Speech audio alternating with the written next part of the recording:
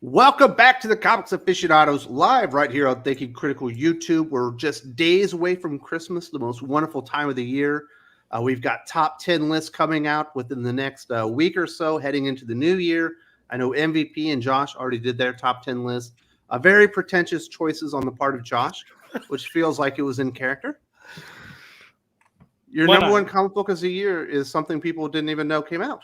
Yeah, it's Swan Songs. It's the same guy that does Ice Cream Man. So if you've read Ice Cream Man and you like Ice Cream Man, you got to check it out. Is that like part of your personality when you're like, oh, I can't say Titanic was the best movie. There was some obscure indie flick that had to be better. You know, what it really came down to, especially for this year, was I was so sick of reading the big two, and I was so pissed off with like the utter shit that 80% of those titles were, that I just started picking up every independent number one and reading it. I feel you, brother. My list this year, I don't want to spoil it too much, but in my top 10, there are a majority independent comic books for the first time since I've been doing the list. Absolutely. Yeah. So that was a whole lot of fun to put together, and obviously those will be coming out. But we are leading up to Christmas, and people thought last week, people being upset with Mark Waid might have been a little too tense. So I said, screw it. We're going to talk about the great debates in comic book history that would have been fueled at your local comic book shop. We pulled out there. I think I had almost 200 responses between the community post on YouTube, between the Patreon, and then obviously between the Twitters. And I don't know, I guess I filtered it down to 30 of them. Not all of them were put out there in the form of a debate subject. Some of them were just questions. So I might have taken some creative liberties with the debate topics and turn them into a debate subject, but it should be a whole lot of fun. And we do have returning Dylan, the Real Comic Book Gamer. How you doing, Dylan? I'm doing great, man. I'm excited to debate some of these topics. How's your Superman of 2023? Was it a good year? It felt like a good year to me. The best we've had in a while. It was nice. Best since Rebirth. Yeah, that's for sure. It was nice. Because at Rebirth, you had obviously Superman Action and Super Sons all being pretty damn good. And then right now you have Superman Action, Batman, Superman before I let that one go. And there's been a couple of miniseries that have been good. Yeah, we got Superman Lost. Yeah, it's been nice lately. Hopefully. Now we're getting punished with Jason Aaron. Yeah, I can't had it too good for too long. Apparently, punishment is the appropriate term. Although his Batman Offworld's been pretty darn good. But Dylan, so what's going up with the channel? You're full-time streaming? No, I just make videos when I have time. I just recently did a my version of, I don't know if you guys saw, but one of those comic websites did a like top 10 of the DC Comics arcs of the past 5 years. I did my own version of that. So I just did that recently, and that was fun to do. From like 2018 to 2023, it's hard list to narrow down, but I just did that recently, and I'm going to do my best comics of the year. That'll be out soon. So very nice. Are you going to go out there and put your worst comic books? Because Josh wouldn't do it. He kind of pussed out. I don't know. I'd have to think about that. Maybe. I generally don't really talk about the worst comic of the year, but maybe. I did my list. There's enough contenders that you gotta. You read everything, also. Right. It's true. I don't read everything. Like if that looks ass, I'm gonna skip it. You're like, that looks ass, I'm gonna make a video about it. Yeah. Well, you gotta be in the know, right? I know. Just say, yeah. It keeps the content coming. Then obviously MVP, you just had your live stream with Josh, Kyle, and Drew talking about the best and worst comics of 2023. Are you ready to debate the great subjects of our time in the comic nerd sphere? Oh, absolutely, man. And thank you again for having me this morning. Merry Christmas to everyone in the chat. Yeah, this should be great. This is like what we as nerds live for, right? This is like our comic shop talk. Every Wednesday we were having these types of debates, and to go back to that at the end of 2023 is a beautiful thing. So I'm really looking forward to it. We got a great panel. And yeah, thank you guys for sending in your recommendations and all your debate topics. That's brilliant. You said you had like over 200 responses. That's awesome. It was getting close to there. Yeah, it was a lot. And I do want to thank you, MVP, for making sure that you preened and pruned your beard so you look better than everybody else, as if you hadn't like rubbed it in enough. Josh should have a more well-kept beard than MVP. What happened, Josh? Well, I'm too fucking lazy for that. If I can get away with not shaving, I'm not shaving. Why don't you have the Doc beard then? He doesn't shave. Okay, so when it starts getting longer, it itches way too bad. I'm just like, oh. That's like a 2-week phase that you have to power through. Yeah, but like as you noted earlier, I'm a puss and I just can't. I can't back out. Just oil it every fucking I alluded day. to it, Josh. That's I don't know if that's I what stated she as said. just like across the board fact. Just hit it at it. Yeah. Are you ready for 2024? Hell yeah, I'm ready for 2024. Let's do it. Are you gonna are you going to a big party or anything? No, I think honestly, I'm most likely just gonna hang out with my LCS owner. So, well, that's is cool. Nerding out, sir. Yeah. This is a perfect panel for you. And then finally, obviously, we do have Doc, the Grinch of the panel. But you love Christmas? Sometimes. I don't really like Christmas. You can't even get on board for Christmas. It's not that. I dislike the commercialization of it, and I really am tired of incredibly cliche Christmas movies. They just bore me. Well, I don't know. Go. You want something a little different. You want something like a horror Christmas. We do have a couple people chiming in. Callum says, MVP, I did some research into Warhammer. I like the salamanders. Who doesn't love dragons? I watched that fan film Battle of Hell's Reach. Yeah, buddy. Callum, if you ever want to talk geeky about Warhammer stuff, I'm all in. Just let me know. Send me a direct message on Twitter or Instagram. So Hell's Reach is by far my favorite Warhammer book of all time. So that novel written by Aaron Dembski-Bowden is one of the best Black Templar books you'll find, and one of the best Warhammer books you'll find. And a fan did a fan edit of it on YouTube, and it's brilliant. It's so well done. So, Callum, I'm super excited for you to get into this like lore. I may have something that I've already shared with Josh for 2024 that you guys will be able to follow to get all your Warhammer stuff. And so we might be introducing that in the new year, but hail to you, Kyle. Is this going to be a fan page, or are you doing a Warhammer channel? There may be a look into a Warhammer channel sometime soon that will also introduce the Warhammer comic books and lore, but I can't say for sure. Maybe if we're able to do so, if the Emperor wills it, there may be something. You always go into the year with big plans, and it'll come out eventually. I hope so, kid. As long as it doesn't turn out like a New Year's resolution for the gym for a lot of people, then yeah, it'll come out. So you also say, if you say the problem with comics to Waid, he'll get out of his woodcutter. He said that, and I thought he was blacklisted from DC. He was blacklisted from DC until Bob Harris left the company. That's why he came back. And Karen Berger before him. Yeah, but she'd been gone for she'd been a long gone time to Dark Horse. Yeah. But yeah, apparently Waid is still upset with people and carrying on the Facebooks and whatnot. But we're not even going to debate Waid. He's not even part of the regular comic book discussion. That's what we're here for today. Carrie Nerdy Girl Crate says, Merry Christmas, Happy New Year. You need Doc to do a top 5 worst comics Wes made me read this year list. Yeah. That's going to be a very difficult list. Yeah, we don't want him to relive his trauma, do we? That's He's 52 just now healing. terrible fucking comics. What do you think? Would a Catwoman 60, who I made you review this week, it'll be out on Tuesday, I believe. Would that have made the list? No. It Catwoman 60 is a really bad book.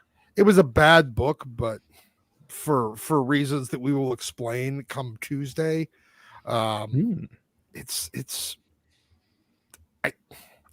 not even worth getting mad about. Not really. No, that wasn't a good one. But thank you very much, Carrie, and Merry Christmas to you. I hope everything is going well with you and your mother. I know there were little complications this week, and you guys have absolutely been in our thoughts and prayers out here in the Philippines. And I do want to say, where is it? There it is. I need to get some shout outs to the new supporters of the Patreon. I think we got 5 new backers this week. Paul, a.k.a. the Savage Beast. My goodness, my my voice almost went there. Paul, a.k.a. the Savage Beast, the protector of Feraltropolis. We've also got Bragg Hogue, the Red Reactor, protector of Tech Haven, Jared Brock, the Epic Enforcer, protector of the temporal continuum. We've also got Kritzstedt's Antiquity, the protector of Chronotopolis, as well as Alexander, the spatial surfer, the man that is protecting the people of the multiverse, or protecting the multiverse integrity. Thank you all very much for supporting the channel, and welcome aboard. I really appreciate the support. And we do have some debates to get here. And like I said, we've got 30 of them. This first one is from me. Batman is solely responsible for every murder Joker committed over the past 60 years, Josh. Well, he should have to pay all the families, like he restitution for pain and suffering and all that stuff. Look, I'm not going to say he's solely responsible, but he has a responsibility there because choices were made. And we all know one of my favorite, Gotham heroes is Huntress. And if you go back to the 90s, there's a conversation between Huntress and Batman, kind of like Punisher and Daredevil, where she's pretty much saying, like, I finished the job, you don't. And when you don't, people's blood is on your hands. So at some point, you got to stop blaming the Gotham officials and prison system, and you have to take matters in your own hand. Yeah, like clearly he's also responsible for everyone Harley's killed, including all the kids she got with those Christmas bombs. Yep, absolutely. I'm there. Look, even James Gordon has gotten to a point where he's like, I'm just going to kill him because this isn't working. At some point, you'd think Batman with his, well, for up until recently, near infinite resources, would have built a Joker specific prison or cell or something that would prevent him from being able to escape instead of the revolving door that is Arkham Asylum. Now, Dylan, does Superman have a responsibility to step in and do what Batman can't do after he's seen all these people get killed by the Joker? I guess in a way you could say that, but no, I wouldn't really say. Is Superman guilty by proxy here? No, because that would be like every murder then is Superman's fault. Superman should go and stop. You wouldn't just limit it to. Now you're onto something. It is Superman's fault. He could have stopped all of it. I mean, he could stop a lot of things. He's not here to play God, though. Remember that Tom King comic book where Superman was listening to all the kids being murdered across the galaxy and doing nothing about it? Good times. Didn't paint him in a good light. No.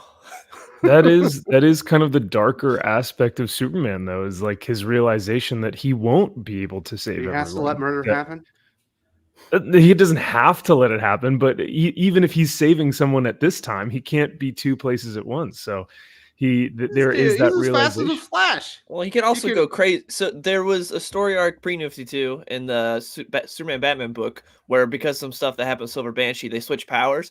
Batman's like, I'm gonna do what Superman didn't. I'm gonna stop every crime all the time. He goes nuts. He almost murders Bane. He almost kills Nightwing, and they didn't have to take him down. And Superman eventually is like, yeah, you got to have work-life balance, otherwise you will go insane. And sounds like a better version of Gotham War. Yeah, it was really good. So there's like a whole thing there where it's like, that's why Superman's not constantly saving people. He'll go insane and like bad things happen if Superman goes insane. All right, let's hear from the peoples. This is what Brandon, aka the Midnight Phantom, wants to know. Marvel versus D matchups from 96. I know many of these were fan votes, but Storm beating Wonder Woman, that does seem ridiculous, Doc. There's no way Storm could take out Wonder Woman.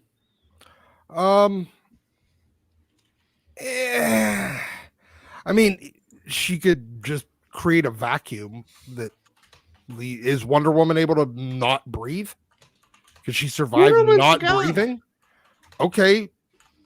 She could shoot down Storm with her invisible jet.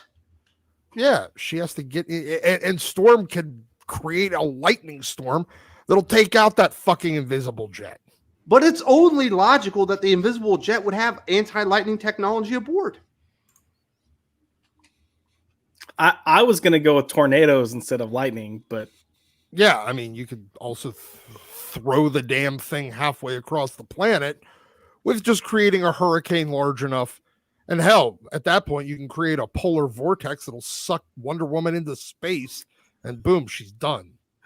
Doc, what's up with you wanting to suck Wonder Woman? So, like, every answer you've gotten is a lot of sucking. Come on, Josh, you're the DC guy. There's no way Storm takes down Wonder Woman. Yeah, it would be an interesting fight, but I think the only way Storm's really going to go toe to toe is if she goes in there with the intention of like the only way I'm going to win is by lethal means. Otherwise, Wonder Woman's got her because Wonder Woman's going to take a lot of the hits. Storm takes one hit and she's down. Yeah, she's basically done. What do you guys say? What do you on board on this? Who do you think wins, Storm or Wonder Woman? Oh, Wonder Woman. Yeah, unfortunately, I think Wonder Woman wins, but my controversial take is that I think Storm has been written as a more interesting character within the past probably 2 decades. Well, I'm not denying that. I'm just talking about death matches from the 90s when they did it with claymation or whatever. I would have said that Storm was written much more interesting from about 1985 to about That's not the debate, Doc. 2005. I'd say the last 2 decades she's been written ridiculously predictably. But whoever did that voting in 96 that Storm would beat Wonder Woman, absolutely ridiculous. They were completely wrong. We've got Dan Battles, aka the Battle Master himself. Brian Michael Bendis ruined comics by himself. Oh, wow. Is that true, Dylan? I wouldn't say he ruined comics by himself. Well, there are that's a bold definitely some Brian Michael Bendis clones. You can feel it when you're reading them, but I don't think there's enough to say that he himself ruined comics. I'd say Come on, that. Doc. I'd say the editors bear some. See, here's the thing: you can't say that he ruined it by himself because people hired him, and people continue to hire him to this day. Continue to. But people learned the wrong lessons. He ended up being a terrible influence. Absolutely. Regarding dialogue and yes, never-ending stories now, and writing for the trades. He's done so much damage. If you said that Brian Michael Bendis single-handedly damaged the writing of comics and the comic writing, comic writers, I would say absolutely. Very nice. Do we have any more bold opinions on whether or not Brian Michael Bendis ruined comics? I mean, the term the Bendis effect exists for a reason. Absolutely. I think he's done a lot of damage. I don't know if you can solely say he ruined comics. I think a lot of the editorial staffs did, but I do think his efforts and his style trickled out and did a lot of damage. Let's hear from the peoples. Blaine Kramer says, "Let's hear it to 2024, the year of Doc suffering deluxe." Doc, and I'm willing to bring the pain, brother. I know you are. And I'm a literary masochist, so sure, why not? I have a feeling that DC is not going to up their game in the near future. There is 0% chance that either of these two fucking publishers up their game anytime soon. All right, Dylan, if Doc has had enough, are you willing to step in and do Words of the Week and read the very worst comic books and talk about it? Sure, if I have to. I'll read some horrible comics. You want to take one for the team for Doc? Yeah, I'll do it. I'll save Doc. I'll save Doc. He's been through enough already. I let him read. We did Predator versus Wolverine. That was a fun comic. See, we get a gem every once in a while. Okay. Gets a little treat every once in a while. A coin flip. You never know if it's going to be good or bad. Well, here, if you just keep beating them, they don't start to learn their place. You have to manipulate them with some, the carrot and the stick. You can only use the stick so much. The whip, positive reinforcements, Game of Thrones. Calvin says, "I don't think he asked Joker to cripple Barbara. I know some of you aren't gamers, but did you see those leaks from the Suicide Squad game? It's bad." So I remember talking about the Suicide Squad game with you, Dylan, like 3 years ago when they did the very first DC fandom, and the game hasn't come out yet. No, so it was going to come out. It's been delayed a couple times. The latest delay happened because the game looked so bad that they had to overhaul a bunch of stuff. And so they delayed it again. It's coming out in a couple months now. They just had a bunch of story leaks.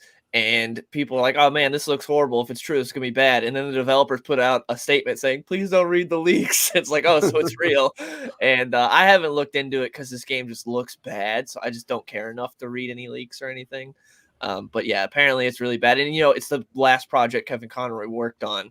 So that's kind of sad that he's like this. And apparently the characterization of Batman is really bad, which is especially sad because not just Kevin Conroy, but also this is the continuing legacy of Arkham Batman, which up until this point has been handled rather well. So it's pretty sad. Harley now did a visit from Alex Rosen.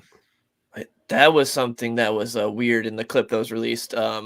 Harley hits on a kid version of Poison Ivy in a clip that was released recently. Yeah, it was really weird, especially because they had no history in the Arkham universe. So that's another thing on top of making Harley a pedophile. So kind of odd. All right, Dylan, do you think Batman Order the Code Red on Barbara Gordon? It's a theory. I don't know. I haven't looked into these. Is he responsible for her being crippled at the hands of Joker? If that didn't put him down? I guess you could say it. Well, yeah, essentially, it's his fault. Like Jason would definitely say so. So yeah, I'd say I'll agree with Jason there. Man, he needs to be paying for medical treatments. My goodness. I would hope he did. Josh, he says, the onus isn't on Bats. I want a GCPD Strike Force mini. I mean, if you get a decent creative team, yeah, it could be good. Until then, just go read Gotham Central. But isn't the onus on Bats, because he's the one that keeps handing him over to the ineptitude that is the GCPD, who keep losing the Joker after he's murdered people? He never pays for his crimes. I think at some point you have to have some accountability and recognizing that what you're doing isn't working anymore, and you need to try something else. I don't know. Would you be all for Batman creating his own penitentiary that's outside the government and imprisoning people without trial? No, I'm all for trial. Oh, no. You could, you still put him to trial. Yeah. But I'm all for him creating a penitentiary that's like higher tech, a little more stable. Do like there are enough Robins out there that they could probably patrol the prison themselves. Yeah, that's right. All the Robins take your shift. Who's on night shift, who's doing day. Technically, Nightwing owns a prison, doesn't he? I don't even. Isn't that what Titan's Tower is now? It used to be a prison, but they said it wasn't doing anything good for the community, so they turned it into their headquarters. Couldn't tell you. That's a real storyline from Tom Taylor. I believe it. I believe it. Caleb says, in Wonder Woman 4, there's this cancer kid who looks exactly like Tom King. Well, he is bald, and Tom King shaves his head. But I didn't notice that he looked like Tom King. But I wasn't looking for it either. This whole Wonder Woman series has been emotional manipulation to the nth degree, and Tom King finally putting his weird mommy fetishes on display for everyone to see. It's this weird male feminist white knighting that he likes to do. And the book just isn't Wonder Woman. She sounds psychotic. It doesn't sound like Diana. You know what's also weird about the scenario, Josh? I don't know if you've been reading Wonder Woman. Actually, I kind of assume that you aren't. But Wonder Woman is the most wanted person in all of America. And they've already demonstrated through the book that the feds are willing to kill children to get to an Amazon. Yet she goes to this little sick kid's house to give him a Make-A-Wish day. It's like, what are you trying to kill him?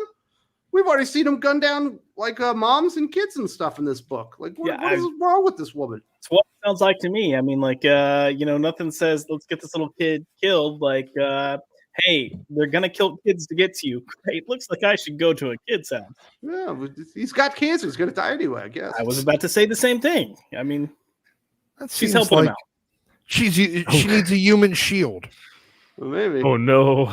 What was it, Batman, that said, I'll tell you my secret identity because you're going to be dead anyway? No, Spider-Man. That was Spider-Man. That was so funny.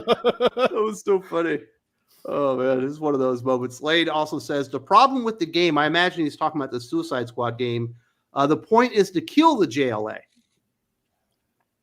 Do you not think that should be a goal, Dylan? Yeah, I think it's a pretty dumb goal, especially since this is the first time we're seeing the Justice League in this universe. The first time we're seeing them. They're being mind controlled by Brainiac, and you're supposed to kill them all. So, kind of dumb in my opinion. You're not supposed to kill Brainiac and free him? No, because Flash, you capture Flash early on. He tells you, you got to kill all of us. You can't turn us back. What are they, zombies? Essentially, it seems. Oh. All right, there we go. We got some information out there. We've got some great debates coming up. This is what Colin Thies says. Comics have outgrown themed villains. Penguin shouldn't operate out of an old ice skating rink and travel in repurposed ice cream vans anymore. disagree. I think that stuff's cool and fun still. I think it depends on the book, but does he still do that? I mean, Iceberg Lounge is like either a bar or a nightclub. Well, he's still eating fish, and I think he still humps them in Tom King's book, right? Fucking A. That probably took the theme too far, didn't it? Tom King having a weird fetish. I'm fucking shocked that he sticks on a character in his book. My God, dude, go to therapy for all right, Doc. Talk about the thing. Should we have theme villains anymore? Is it passe? Theme villains are fine. I love theme villains. I think it's cool. Yeah. They're it's like a wrestling gimmick. Yeah, they're gimmicks. Every once in a while having characters, villains, or heroes with a gimmick is perfectly fine. I mean, you don't want it to go too far. You don't want to make the Tooth Fairy or like the dumpster guy like they did in wrestling, but yeah, you do something cool. Whoa! No. What is wrong with Duke the Dumpster Drosy? It's just kind of embarrassing. Hey, well, it could be the goon. The hockey theme. The guy with the hockey skates in the ring. I think you could make a really good hockey themed villain in comic books. It'd be fine. I don't think we've grown up that much. I'm still all in favor of these themed villains. So, it feels like Josh is probably too big for it because he likes all the super highbrow fucking indie books. But I literally started off saying it works in the right context. But yeah, I'm a little too highbrow for it. We'll throw it out there. That's right. No, not a Swan Song.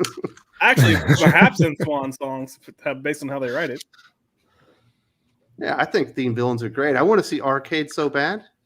The villain that wants to put people through a thrill ride of amusement park devastation. Yeah, that stuff works. He'd also work very well as a Scooby-Doo villain. Probably. Do we not like Scooby-Doo? No, I love Scooby-Doo. That's why I said Arcade is great as both an X-Men villain and a Scooby-Doo villain. All right. Klaus Henna says Krakoa could have been the permanent status quo for the X-Men. No. Just no. Absolutely not. You can't have all the villains and all the heroes in the same place all the time. Expect them to get along mostly. It takes all of the fun out of the fucking comic book. Mm-hmm. It was terrible. You could have had a moment where you stopped the six and they couldn't resurrect anymore. It was fucking abysmal from the jump once you had them there. And they didn't immediately try to kill everyone there. You can't do it and keep anything even resembling characterization and make it work. Doc, why do you hate the mutants? Why don't you want them to be happy? Because then the story's over. I mean, they didn't have. Well, you are correct there. Once they win and everyone accepts the mutants, the X-Men is over. But they didn't have to do Orgy Island. I think they could have made Krakoa work. They would have had to have taken Resurrection off the board. And kick the mutant and kick the villains out, or the villains had to have. You know what? If the villains could have, if they would have taken over control of the island, and then the X-Men had to actually and used it as an aggressive, and they were trying to get back to their homeland for the next 10 years. It could have worked. Yeah, you could if you turned it into like a terror state. Yes, like the authorities, Gamora, or even back whenever Magneto was running Genosha. You've done this in the past, except for fucking Grant Morrison had to come in and slaughter everybody. Yeah, I think it probably could have worked. I think if they let Jonathan Hickman stay on board, they hadn't got so many bad creators, the Krakoa thing could still be working to this day, but they kind of spoil the water. I don't know. I feel like it feels odd that the X-Men are so segregated from like humanity. Like the reason why the X-Men does change the entire aspect of what the X-Men are, wanting to be accepted. Absolutely. And for them to be in the world, interacting with other humans and like fighting for such a beautiful unity, which is everything that Magneto despises, is why the X-Men continue to prevail, why they tend to be that optimistic, hopeful light to humanity, is what mutants can be at their best. And so for them to be completely segregated on this island and to look down on humanity is like, these pathetic beings, it's like you're ruining the entire core of what the X-Men are. So that's but what I think Doc had a think. plan there that could have worked if they had let the villains take over Krakoa, and Charles realized the enormous mistake that he's made by allowing them into the community, and he spoils half the bunch, and a bunch of very powerful mutants stay there, and they have to flee and fight with humanity to stop Krakoa and the enormous threat that it's become. I think you could have got 10 years out of that. You could have, but instead they just had to go play kumbaya, eat fucking pastries in a field, and fuck each other. Always. And yet they never had any goddamn children. Wasn't one of the mutant rules? I thought they had like a nursery where they were hatching them. Yeah, they weren't actually their kids, though. They were like weird hybrid things because none of them ever got pregnant. Like, now you're just in a weird, like, eugenics state. That's fucking creepy and very inhuman. And, all that shit needs to be slaughtered, including your weird freak babies. So I'm the only one that thinks it probably could have worked, but you guys all say absolutely not. Yeah. I'm going to say no. Klaus also had this one. Miles Morales is the definitive successor to Peter Parker. I'll accept that, but it's one of those cases where Peter Parker has to be off the board. Having both doesn't work. Agreed. Miles cannot be Spider-Man as long as Peter Parker is. And even then, he will be the guy that replaced Peter Parker. He will never be Spider-Man. Same way John Kent will never be Superman. Any of the Robins will never be Batman. For Spider-Man 2099? Spider-Man 2099 is Spider-Man 2099, not Spider-Man. But he's the successor, isn't he? He's still Spider-Man. Everybody is still going to forever call, even if we get to the year 2099, like, 76 years from now, he will still be called Spider-Man 2099, and everyone else and Peter will still be just called Spider-Man. You don't think it's Mayday, Doc, because Mayday doesn't exist anymore? Mayday is Spider-Girl. Well, you got a point there. But you can have a girl character be the definitive successor to a male character. Yeah, but she's still Spider-Girl. It's in the name, Spider-Girl. I don't think he means there's no such like owner of the name. Here's like the thing: taking on that role. Marvel Comics and Marvel Comics characters will never have successors. They will have people that replace them, but no one will ever. DC is set up to be able to do mantle swaps where you could say the Flash during the 90s and everyone automatically goes to Wally West. But if you go back into the 70s and first half of the 80s and you say the Flash, everybody goes, oh, Barry Allen. Doesn't matter whether or not Peter's been dead for 10 years in the comics. You say Spider-Man, they're going to go Peter Parker. They will never go Miles Morales. They will never go Miguel O'Hara. They will never go, Ben Reilly. They will always. So you're saying there is no successor? There is no successors in Marvel Comics. You can't do it. Well, man, I saw Avengers 10 million BC. And everyone said, what the fuck is this shit? There we go. So, Josh, you say he is the successor.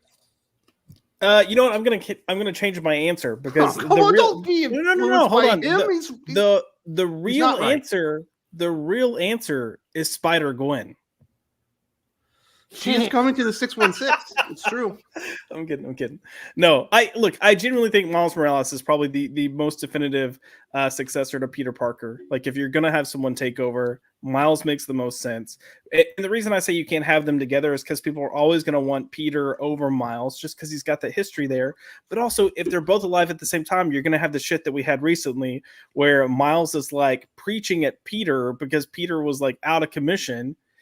Like, the writers are too stupid to realize, like, hey, we can lift both characters up. They're going to tear one character down and try to make the other look better. Very nice. Yeah, that whole scene on the rooftop in that last Spider-Man issue was It awful. takes him out of the run-in, doesn't it? Yeah, it's almost like the John Kent chastising his father on the moon. Oh, very much so. And that was a terrible moment. Yeah, there's certain characters that will never have a successor. Superman will never have a successor.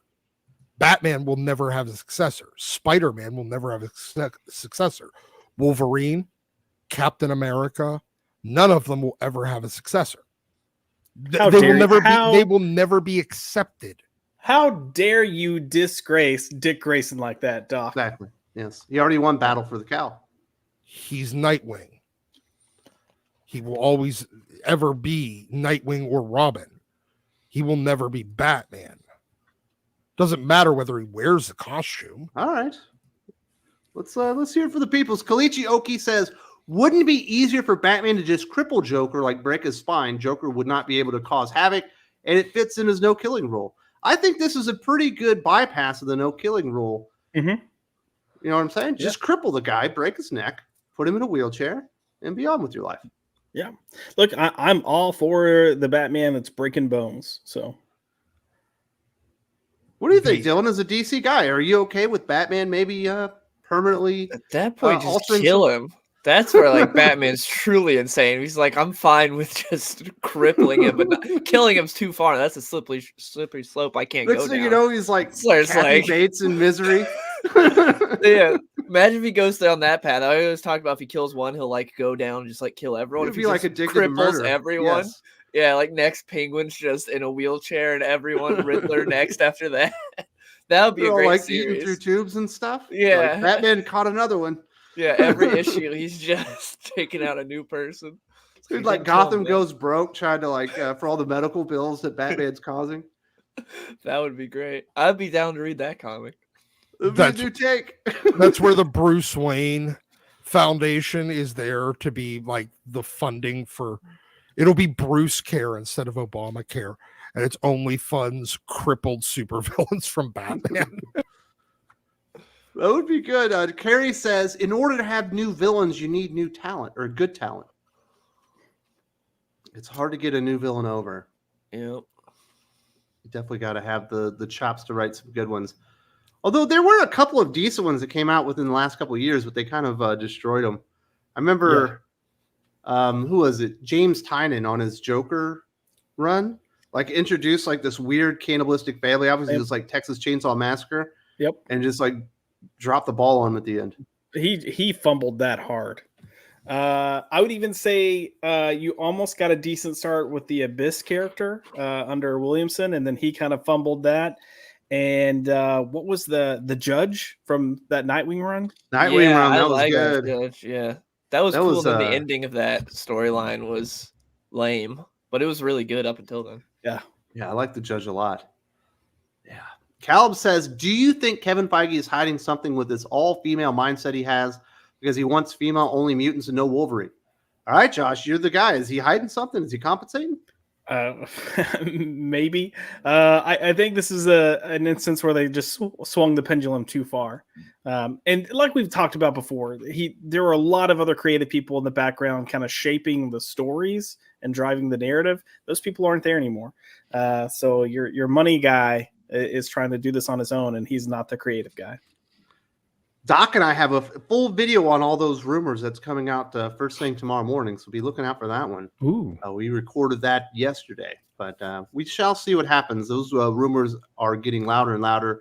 He also says he wants Echo Bishop and another female character to team up with Spider-Man in a fourth movie. That's a weird mix. It is weird. It's a weird mix. Yeah.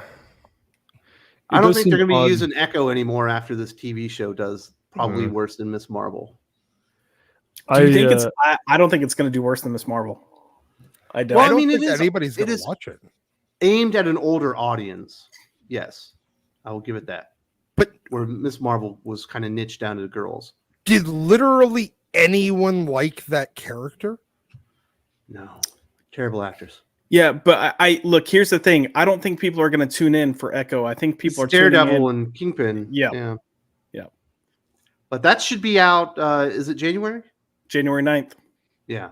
So I don't know. Maybe Josh and I will have to talk about that one on the channel. He hasn't done a regular video with me in like 6 months or something. It's been a hot minute. Yeah, maybe I'll force myself to watch Echo. Disney's only prayer to make that series even remotely watched is a absolute massive blizzard for like a month and a half straight, where nobody can go anywhere. And we just run out of other shit to watch. So we finally go, oh, fuck it, I'll watch Echo. I'm out of shit to watch. Dave K says there's only one true Spider-Man, and his name is Ben Reilly. Now that is a debate topic. I don't think it's that much of a debate. There's a good chance that Ben Reilly is the actual Spider-Man, and he got switched in Clone War or Clone Saga. Yeah, but that was years, decades after Peter Parker. He's been fucked over for like 20 years. Yeah, more than that. They've already proven that Ben isn't the original because he melted. They used that. Are you saying he's not the one true Spider-Man, Doc? Yeah, they already tried this. They tried it during the Clone Saga whenever Peter found out that suddenly he was actually the clone. And we've been reading about the clone for the last 25 years. And then they walked that back and triggered the jackal-like suicide gene inside these things. It basically melted all the clones. There you go, Dave. Doc says you ain't got that one right. Callum says, what about Peter's kids to succeed him? He doesn't have any kids anymore. They wiped him out. Although we will get them in Ultimate Spider-Man. Maybe we can have MJ and Paul's kids become the imaginary ones. Everything away from Spider-Man, including his legacy. Yeah, the imaginary ones. They'll bring them back into existence. They'll wish them back, and suddenly they'll both be. That'll be the way that they replace the terrible Gwen kids from Gwen and Norman. Well, they already did that with the Spencer run. I know we have to replace them. We replace them with the Paul and MJ imaginary kids. Very nice. Dave also says Batman chose a successor, and her name is Cassandra Cain. When are you going to read Batman 2000? Also, Batman Prodigal confirmed Dick is not a good fit for Batman and needs to be out of Bruce's shadow. So some corrections here. He didn't name her as a successor. He said she could be a successor. Within a few years later, though, he also said Tim could be the rightful successor. And then even a little bit after that, he admitted that Dick actually was the rightful successor after Batman, quote unquote, died, but didn't really die, but went back in time and came. Anyways, yes, Cassandra could be, never really got to the point. But Ra's al Ghul is the one that really thought that Tim should be the successor. So that's an interesting take as well. And at the end of the day, it still doesn't matter what even Batman says. Do you know who gets to decide who the successor is? The fucking audience. Fair. Well, I mean, they had a book, Battle for the Cowl, where all the Robins fought for it, and Dick Grayson won. Okay. They also have books where they say that X-23 is the best Wolverine. Just because it comes, you're not going to ruin every debate with the audience decides. Man, we're talking about the books, man.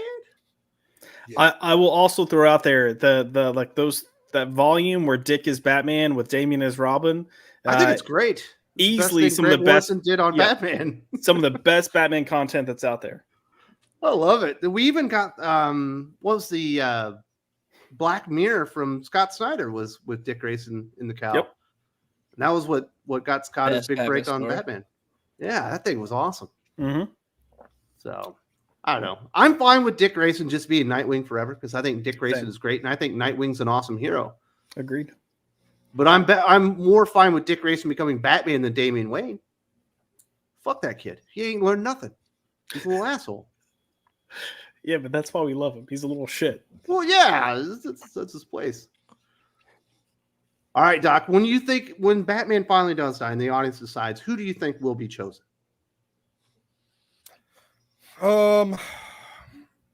Well, Tim's broken now, so they'll pick Tim.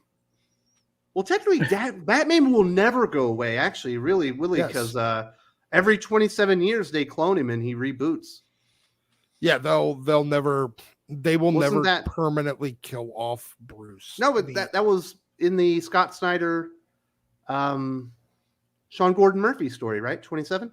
Yeah, I don't. Come on, care. Josh, you're the Batman guy. You know this one. I think so. That like oversized Detective Comics. Yes, story. It was one of the short stories in there.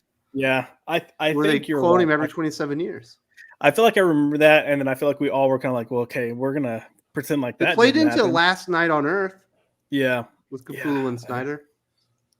By that point, I was kind of over Snyder. So the first issue of that was pretty good. Then it kind of fell apart. Agreed. Wraith X7. The Krakoa storyline turned the X-Men into Inhumans, and we all know the Inhumans don't sell. Correct. They kind of mixed them with the Eternals and the Inhumans, two very failed properties that were failed before they were launched and have never been successful in their entire existence.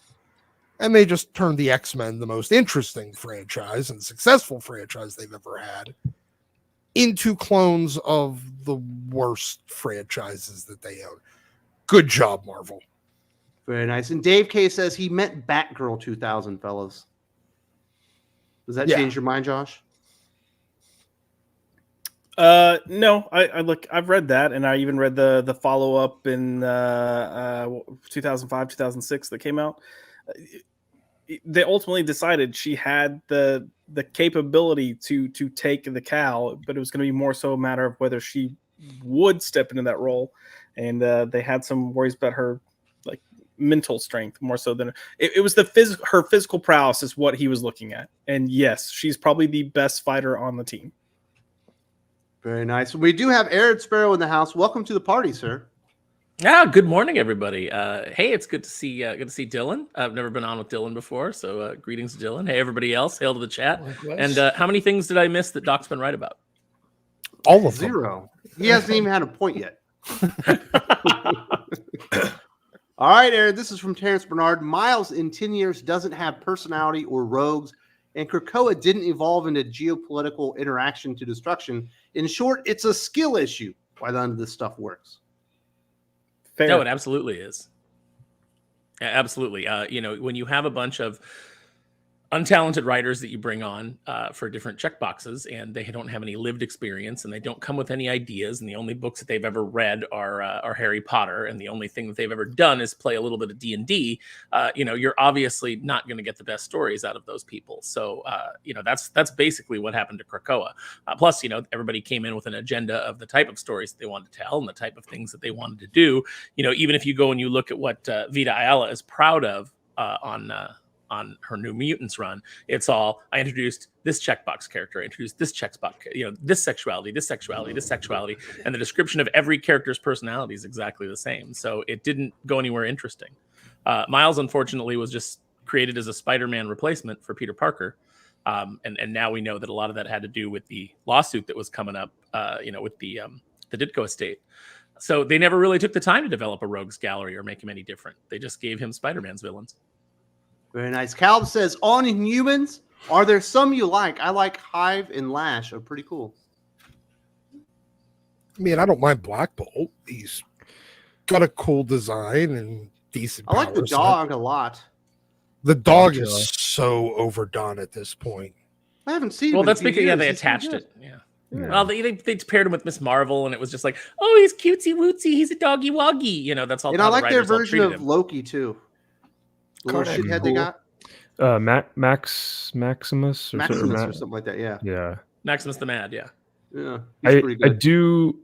I do actually agree with Doc. I think Black Bolt is a very nuanced character. He's this guy who has to have the discipline to hone his ability, his power, to never use it almost, but also utilize it in a way that if he ever does use it, it has to be extremely precise or else he could kill thousands, right? So that aspect of his power is extremely interesting to me, but it's really hard to do though, right? For someone who's so powerful but can't ever use it, but also has to be in control of it, it's very difficult to write that in a book and make it be fun. Dave K says, you missed my point behind Ben. He's a better Peter Parker, a better action hero, and he's the one who invented different webbing types like impact webbing. Okay. I like Ben Reilly. I was kind of, I didn't enjoy the Clone Saga very much. It was a really bad time for Spider-Man books, just because they did so many terrible things. But overall, I liked Ben Reilly as a character, and I hated when they just killed him off. I thought that they could have depowered him. Would have been cool to have Peter have like a brother figure in his life who kind of understand what he went through. Is he a better Peter? I don't think so. I think that he just didn't have to go through the same trials that Peter did. He didn't have to endure Kraven's last hunt. He didn't have to go through all of these things that Peter did because he, screwed off and was living in the Midwest or whatever it was that he was doing. And apparently he didn't have to deal with, New York City chicks. That was the problem. That is exactly the reason why. He was able to dedicate more of his life to science. Caleb says, F Paul, let Venom bite his head off, but how smart would you have to be to retcon one more day, like smarter than current day short bus people? And that's not a hard decision to make. It's not a high bar to achieve. Current day short bus people. Somehow there's a lot of them. Yeah, they should definitely retcon one more day, and they should get rid of Paul. Paul's awful. Paul was awful from the first issue. Absolutely. Paul is like every character that Dan Slott tried to introduce in his Nightwing run, where it's like you're reading about, the guy that the mom is dating, and you're like, that's not why I buy Iron Man. I don't care. He also says, the only thing I want for Nightwing is he and Starfire raising and training their daughter Nightstar, which I would happily do. You want to raise the baby for him? Or maybe he wants to write it. I don't know. Josh, is that who Nightwing should be? Should he be with Starfire or should he be with Babs?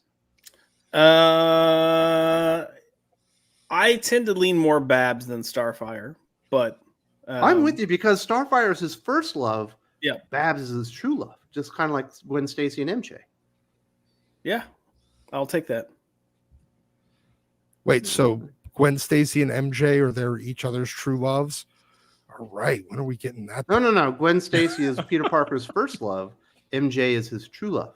I was hoping we were going to get a but you will likely get that in this Spider-Gwen Smash story where they're in the Mary Janes together, and they're in a band with who was that? Dazzler. What's I hate there's some other everything about this. You should read that comic book. We should review the next issue. I don't know what this is, but Spider-Gwen Smash? I mean, I think her name's Melissa Flores is writing. It's a bad book. Does she just like smash every issue? I mean, no, they're in a girl band called the Mary Janes. The band? Oh, the band's not called Smash? Why is the book called they're called the Mary Janes. And but why is the book called Smash then? I don't know, man. Don't ask me that. Dave says the panel is incorrect. Cass was chosen by Bruce during her solo title and other Bat books. She was forced out by editorial mismanagement and sabotage. I emailed Wes about this. The retcons of 2005 mini was part of that. Even within the same run you're talking about, he takes it back because she takes, I'm wanting to say it was Talia's sister and then Mad Dog. I think it was, I can't remember what the character's name was, but she puts them on like a meat hook to leave them for dead. It's the same reason they were concerned about her taking the mantle to begin with, because they didn't know if she could completely keep herself from killing people because she had been a killer.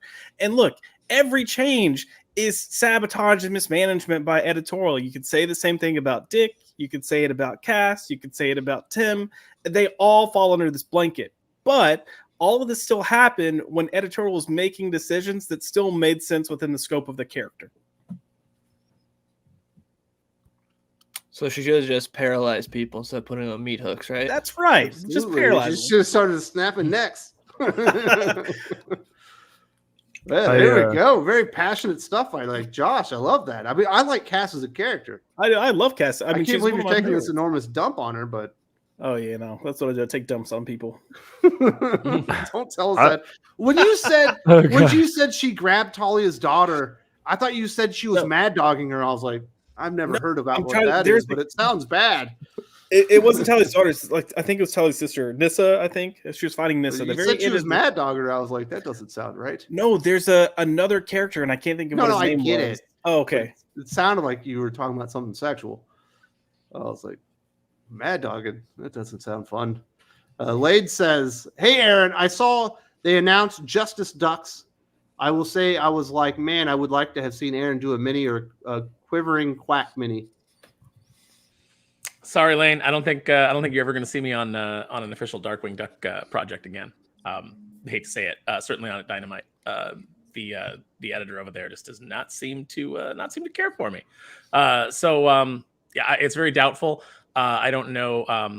The good news about the Justice Duck comic is it is Roger Langridge writing it. I really love Roger, loved working with him, and he's really good. So I think he'll do his due diligence and do his research and actually do what nobody else has done on any of those Dynamite books so far, which is deliver a character-driven story.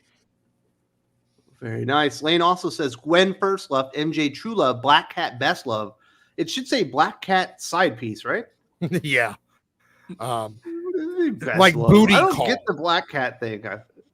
Yeah, she's the crazy. She's the crazy hot chick. Yeah, that, you know, she got that crazy girl pussy. The all right. Kind of Jesus talk. Merry Christmas, everybody. You can't. Sometimes, you know, the mental the grip that they have on their sanity goes a little south. Yeah, I don't know, man. Sometimes I feel like I'm whatever the John Krasinski character was in The Office, and Doc is Michael. I just go like that. I'm like, fuck, man. Dark Admiral March Hare. I'd love to see a storyline that pits the writers Blaze and Ketch, Spider-Man, Doom, and others Mephisto is messed with undoing one more day, releasing Doom's mother's soul, freeing one of the riders from the curse.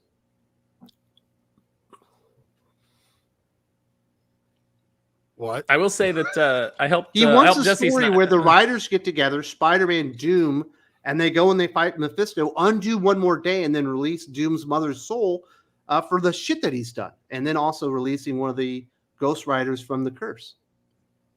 I helped Jesse Snyder put together a pitch with Marco Cicchetto for Ghost Riders, which involved all of the Ghost Riders. A really, really good pitch. So that's why Marvel didn't do it. Man, Marco Cicchetto on a Ghost Rider book would look pretty great. Yeah, it would. Multiple Ghost Riders, too. You know, the more I'm thinking about this storyline, the more it seems like kind of a win-win scenario. Yeah, I think it works. I think it works, too. Like, and you could do a big event. This is what Marvel would want to do, right? yeah. Who do you put as a writer of this, though, Doc? Who do they have access to that could do a good job on this? Is it a Dan Slott project? No, it's definitely not a Dan Slott project. You know, you might be able to do it with possibly Chip. I think it's got Jed McKay written all over it. I don't see Jed on this one. There you go. I think it could work. I think that's actually a really good idea, Dark Admiral March Hare. I think it would be, and it would be good fan service and give people what they actually want, which I think would be refreshing for comic books these days. Dave says, Josh, you are 100% wrong. That's not what happens in the comic. He has the context of that scene completely wrong. Listen, I saw this when you first posted it, so I went into my library, pulled it up. Batgirl, number 71. She snaps her neck, throws her on a meat hook over fire, and leaves her to die. Did you take a But screen? what's the context of that scene? Well, yeah. What was the context of that scene? I can look. I'll look after the stream. I'll post those pages on Twitter. How about that? All right, there you go. And then he also says Babs is wrong for Dick. She was in her mid-20s and engaged to Jason Bard while Dick was still a teenager. Writers who grew up on Batman the animated series forgot that comic Babs was a very different character. Nope. It has nothing to do with the animated series. Has everything to do with what's in continuity within the regular Batman books. You go read the book where he goes to Oracle, and he basically like brings her up on the trapeze with him so that she can feel what it's like to fly through the city again. She can get a little piece of that, and you see the love that they have. That was a brilliantly written character piece. Nothing wrong with being with an older woman as well. Yeah, no. just because Babs knew Dick when he was still a teenager doesn't make it weird. I mean, it wasn't like, groomer shit. It wasn't until years later and Dick started kind of pursuing her. My little brother met his wife when he was 14 and she was 20. Now they're married. They got 5 kids. It happens. I think it's somewhat normal, right? Yeah. Nah, Babs isn't a groomer. You grew to love the guy. He's a handsome devil too, and he's got the cakes, Josh. You know what I'm saying? He's got the cakes. And if you're going by the animated series and you're going by Bruce Timm's version, then Babs is banging Batman, which is wholly inappropriate. Absolutely. That's continuity from both Batman Beyond and The Killing Joke. Calb says Black Cat's gay now, so do away with her. Black Cat's been bisexual since Kevin Smith got a hold of her, so that's not a new development. Yeah, we don't gotta get rid of her. She's well, hold on, I got a question. Was that the one that he did? Oh, he did finish that one eventually, didn't he? Yeah, you got the final issue like years later? Yeah, I'm thinking of Daredevil the Target that he never finished. Yeah, never finished that. I was gonna say if he didn't finish the story, we can ignore it. We can ignore it anyway. Says, for March 2023, Jackpot and Black Cat review. So I imagine he means March 2024, and he wants Doc and I to review Jackpot and Black Cat #1. We can probably do it. Unless there's some scissoring in that book, I'm really not interested. Yeah, okay. Let's do one with that one, Doc. Let's get back to the debates. We'll do that with Laid. Karn Liberated says Jon Stewart was right for killing Mogo to save the universe from Krona, and everybody that gave him shit for it was a coward incapable of making tough decisions, Aaron. Sure, why not? It's like I remember him killing Mogo. And I remember him getting shit for it. I don't remember whether or not I thought he was right. So it's been a while since I read that story, and I have to go back and reread it before I can make a determination as to whether I was Team John on that one. But sometimes it takes a Marine to make the tough calls. Yeah, Marines aren't known for their non-lethal force. You know what I'm saying? What do you want to expect from the guy? What do you think, Dylan? You're a DC guy. Is Jon Stewart in the clear for that? Yeah, I don't think Jon Stewart should be blamed for that. He's doing what he had to. No one else making the decision. Got to step off. He saved the universe. Yeah, I agree with him. I don't think if Batman had half the chutzpah of fucking Jon Stewart, Gotham would be a better place. How would Batman paralyze Mogo? That should be the next debate. If only there was a Marine here that we could consult. I was gonna say I won't add anything to this. I'm biased. Do you think he was right in killing him? A little lethal force every once in a while?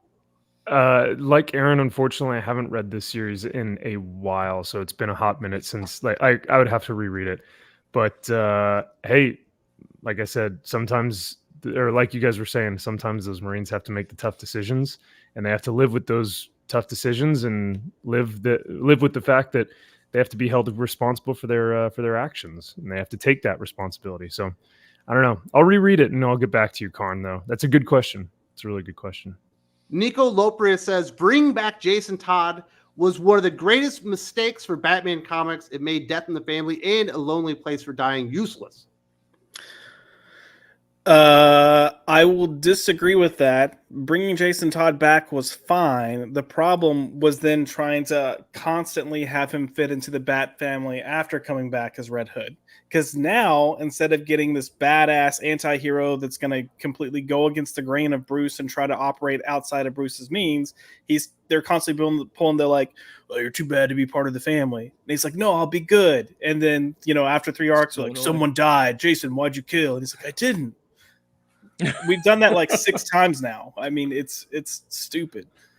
Completely. I think bringing him back was a perfectly fine move. It's led to some really good stories that I like. I like the character of Jason as the Red Hood.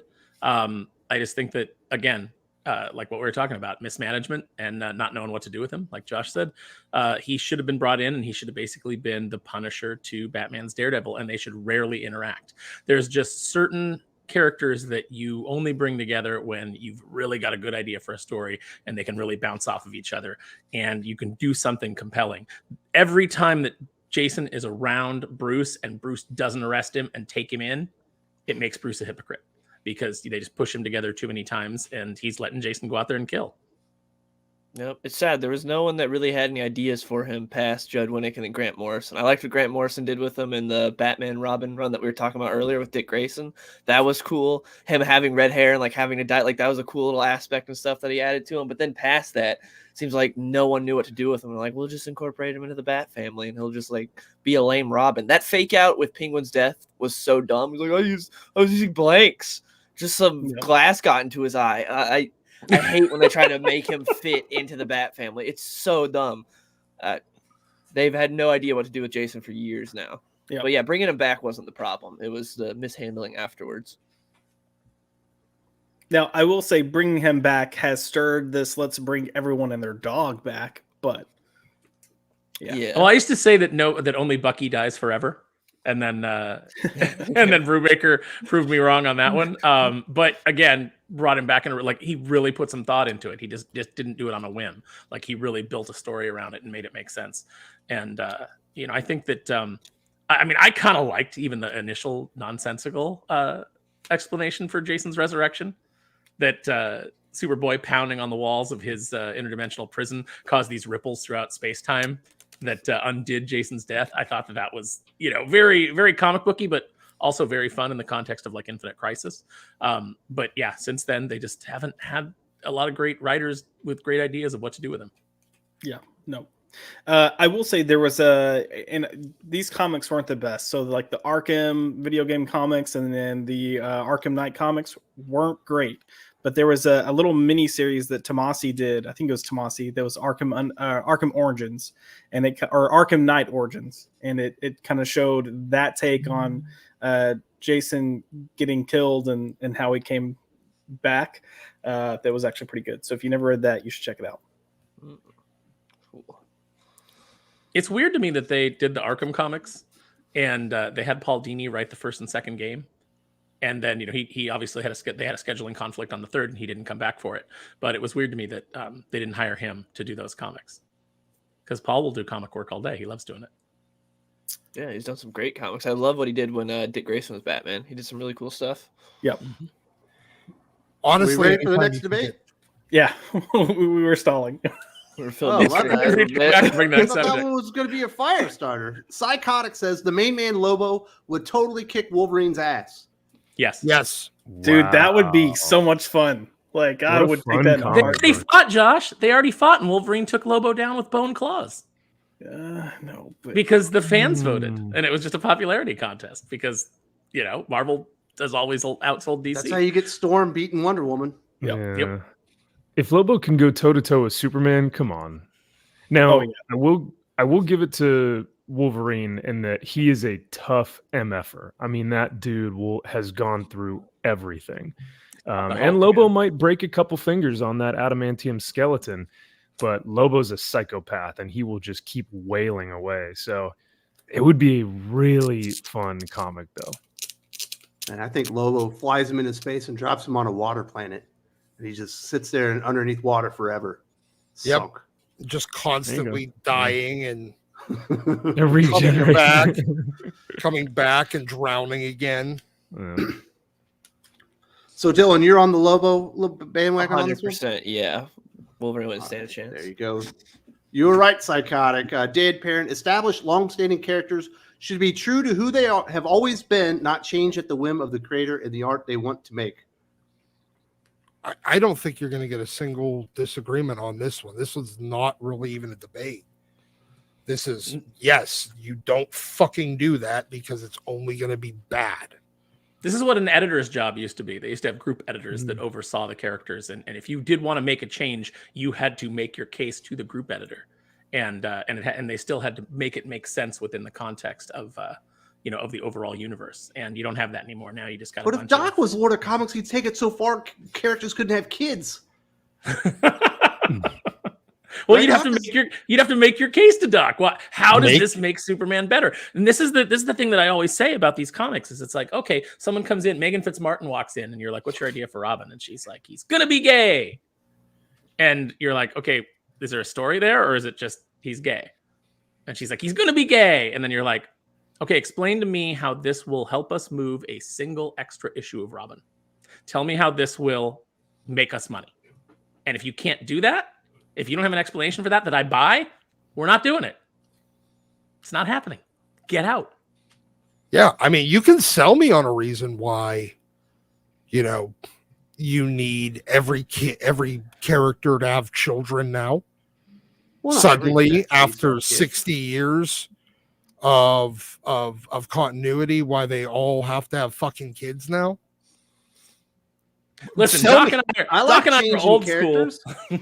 But it has Doc and I to are be old school X-Men guys. If you want to have a kid, they need to come back from the future the way God intended. Goddamn right. Yeah, there are a lot of X-Men orphans out there. They're just all around the galaxy. This is a good one. Fear Monarch says the only logical way to organize comics is by publisher. Every other method is ludicrous. You're wrong. Ooh. Now this is you do it by Marvel, you do it by DC, you do it by Image. That's the way you do it. You do it just by title. Name. Alphabet, yep. Well, alphabetically, and then numerically. Spider-Man? You got Amazing Spider-Man, and Amazing Spider-Man. Amazing Spider-Man goes in A for Amazing Spider-Man. You do it the same way. But you then would your other any Spider-Man comic books are in the S's and the U's. And the W's. Yes. And the W's for web. And that's the way it's done. No.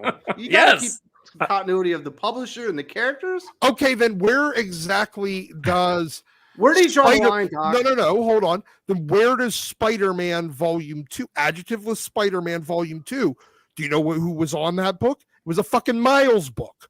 Does that go right after the Peter Parker Spider-Man?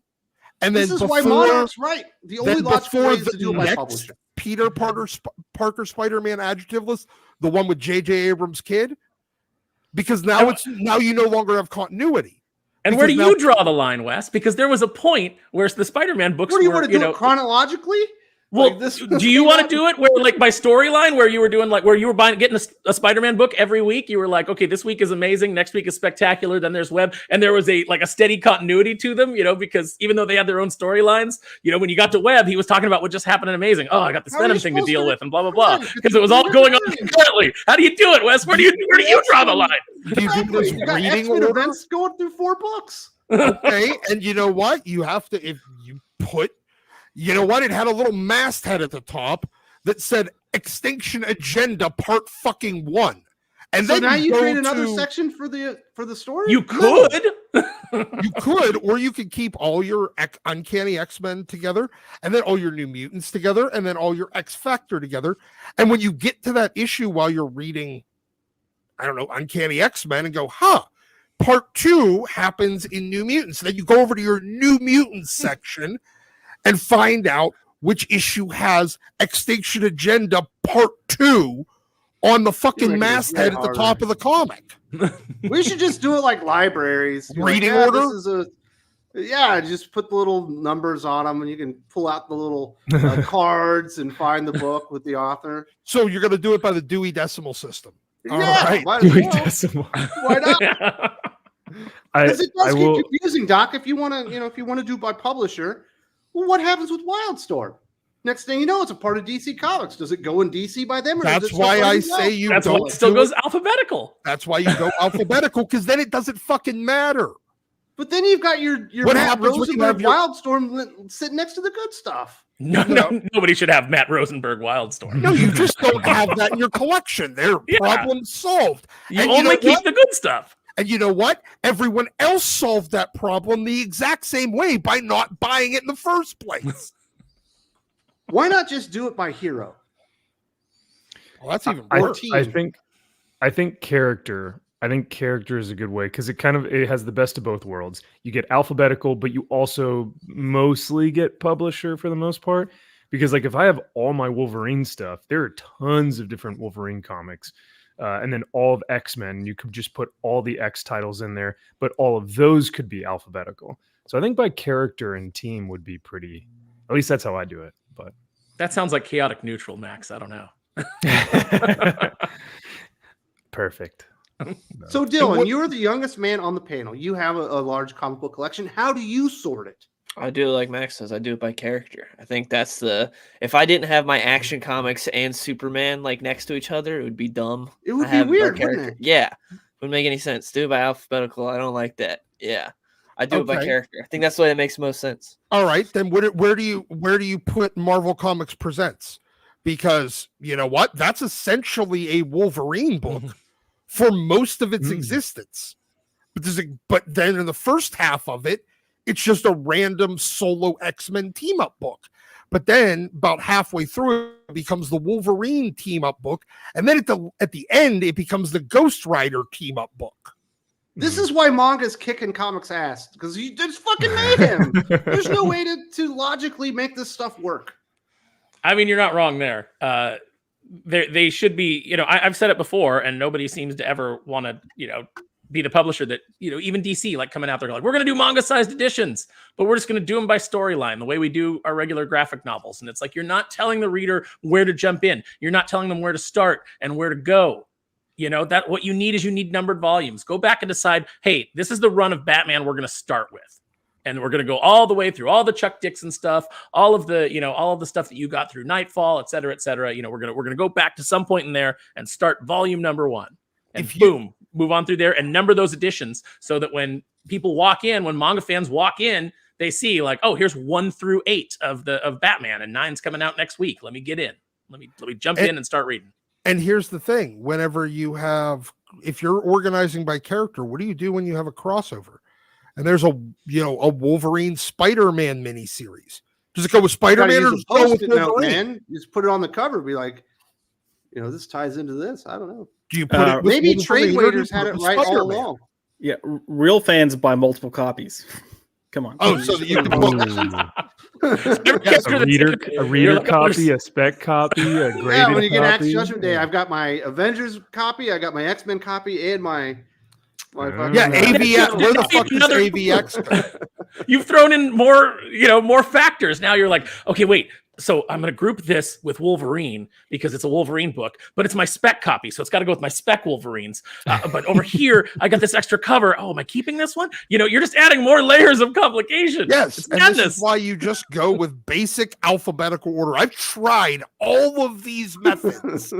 I have done it. I have reorganized. Did you ever see fucking High Fidelity, where fucking John Cusack sitting in his apartment reorganizing his vinyl collection? He's like, oh, I'm doing this by chronological release. This time my reorganization's chronological, that he does every time he goes through a breakup.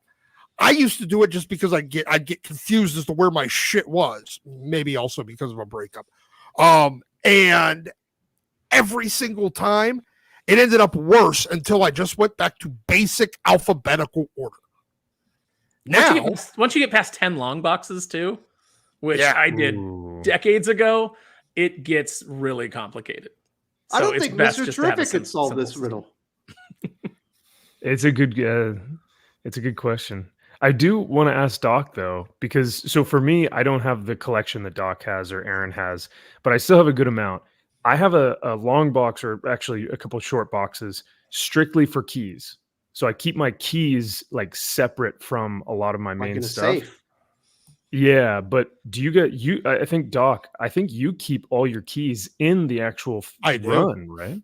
I do. The only thing that I have currently pulled out of my run is stuff that I'm going to be sending off for grading. Okay, that's literally in things that don't physically fit. So if there's like magazine sized stuff is outside of there. Like the weird, it was a spiral bound X-Men Survival Guide to the Mansion from the 90s. You stick that in with the rest of your shit, you're going to actually damage your books because it's fucking spiral bound. So that stuff, the Marvel graphic novels, they're off. Anything that's physically different form factor. Same with like TMNT, Last Ronin. That's not mixed in because literally just doesn't fit. All right. So other than that, though, no, everything's in. The keys are in there too. I think you got to do the Dewey Decimal System. It's the only thing that makes sense at this point. I've got my X-Men run, and then I've got a separate like short box of like extra Burn Claremont issues and key issues. That's the only thing that's outside of my regular alphabetical. Callum Lyles says Kevin Smith did that, talking about Black Cat being bisexual. Of course he did. What would you expect? There was a time Kevin Smith was a damn good comic book writer. Yes and no. It's been a while. He didn't always deliver. He still gave us the Widening Gyre. We're still waiting on Daredevil Bullseye, right? Yeah, the Doc mentioned that. Yeah, the targets. Or the target. Yeah. I don't think he's slumming in comic books anymore. Although I think he did write a Hit Girl or a Kick-Ass book like 3 years ago that was really bad. He also said, I like Jason in Dark Trinity and his romance with Artemis. The Dark Trinity book was really, really good. You think Jason should be with Artemis? No, I'm not saying that. I'm just saying that book was actually really good with him, Bizarro, and Artemis. That was a good run, and it came after 2 really shitty runs with Jason. So, are you expecting anything about the next run with Jason? Was it called The Town or something like that? Fuck, I don't know. I'm rejecting pretty much all. Sean things. Martinborough, I think, is writing it. Who the fuck is that? Exactly. That's a good question. HH and the guys at Sigma Comics, shout out to Thinking Critical, wishing everyone a great holiday weekend and much success for 2024. Here comes Calico number 8, still on Kickstarter. Spread the word to all. Absolutely get to Kickstarter and support great creators. And we will be having HH on the channel. I think we're recording something on Tuesday, but it will be out in the next week. And I'm very excited to talk to him in person again. And he's a super duper guy. I know, Max, you've had the pleasure of running into him many times at Comic Cons. Oh, he's absolutely. Always hustling. He's what is it? The ABCs always be closing.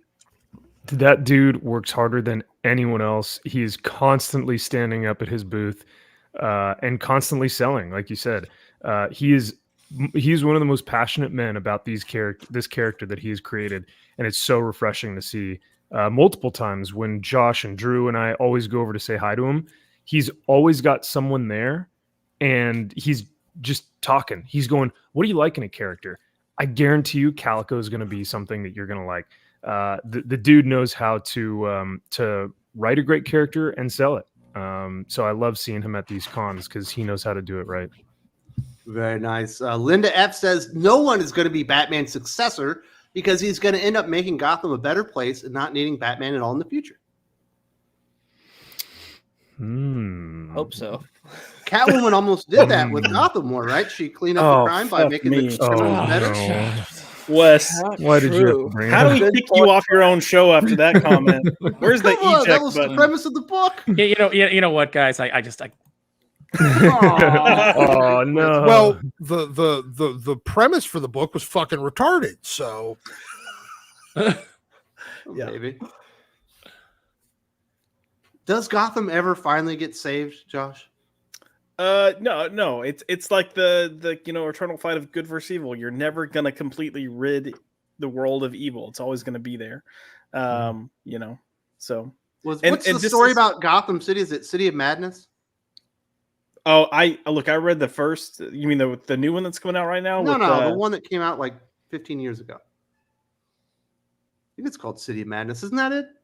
Hold on, I might be having a brain fart.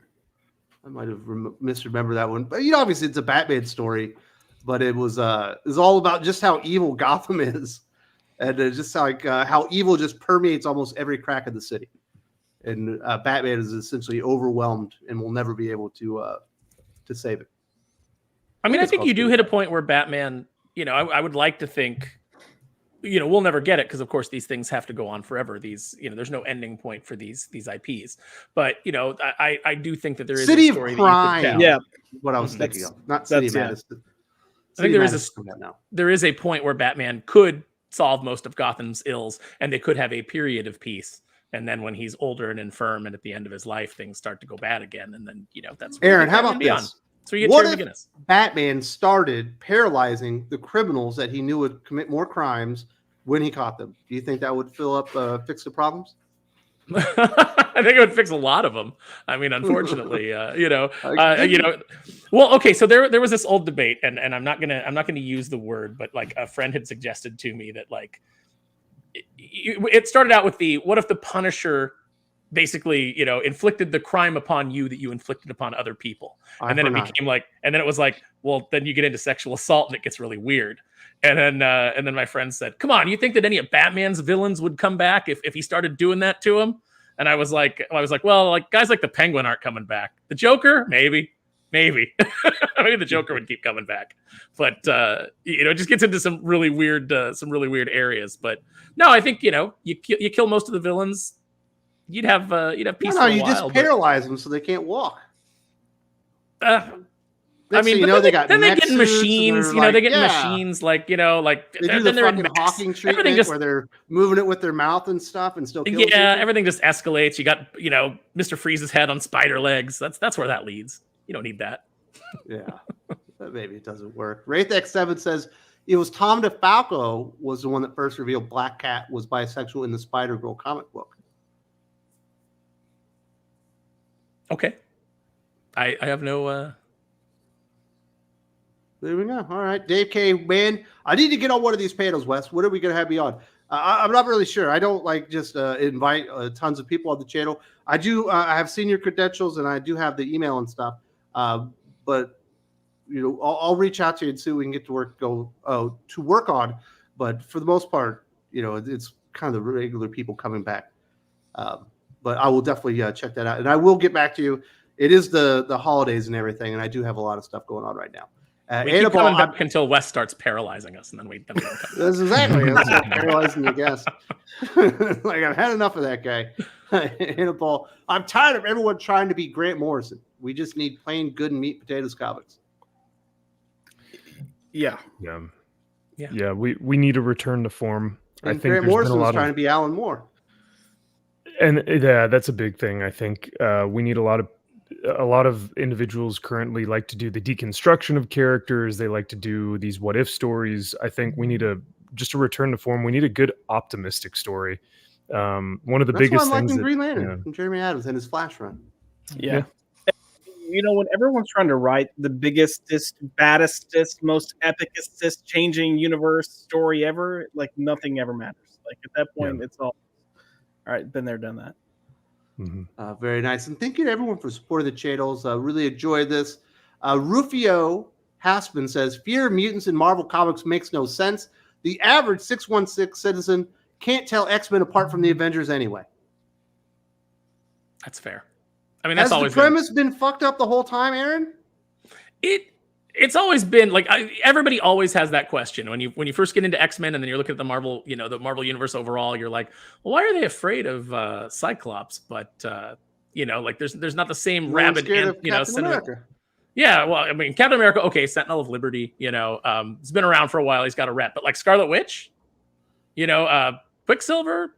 I mean, obviously they were mutants. Now they're Inhumans. I don't know if it's gone back and keeps going back and forth. Who knows where it's at now? But you've got some really powerful characters. It wasn't until Civil War that people were afraid of Nitro.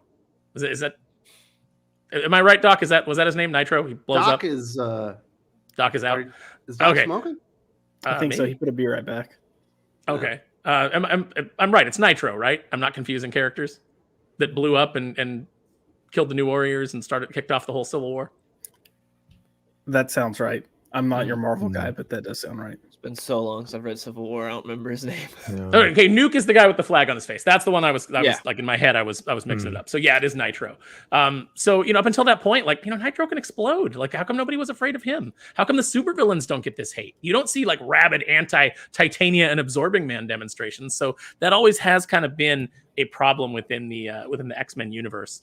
And I think that's why eventually you kind of had Claremont kind of moved away from, there was a lot of anti-mutant hate stories that he did, but he also did stories where the X-Men went off into space, or they just had regular adventures. They went to the Savage Land for a while. He just told straightforward superhero stories that were kind of fun and kind of exciting.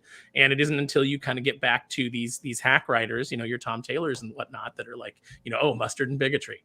And just everything has to be bigotry, because they want to tell stories of oppression. Yeah. Yeah. Well, I'm in the 616. I like the mutants just as much as I like the Avengers. Mm-hmm. Mm-hmm. Oh, yeah. All right. I mean, this is. Oh, sorry. Oh no, you're good.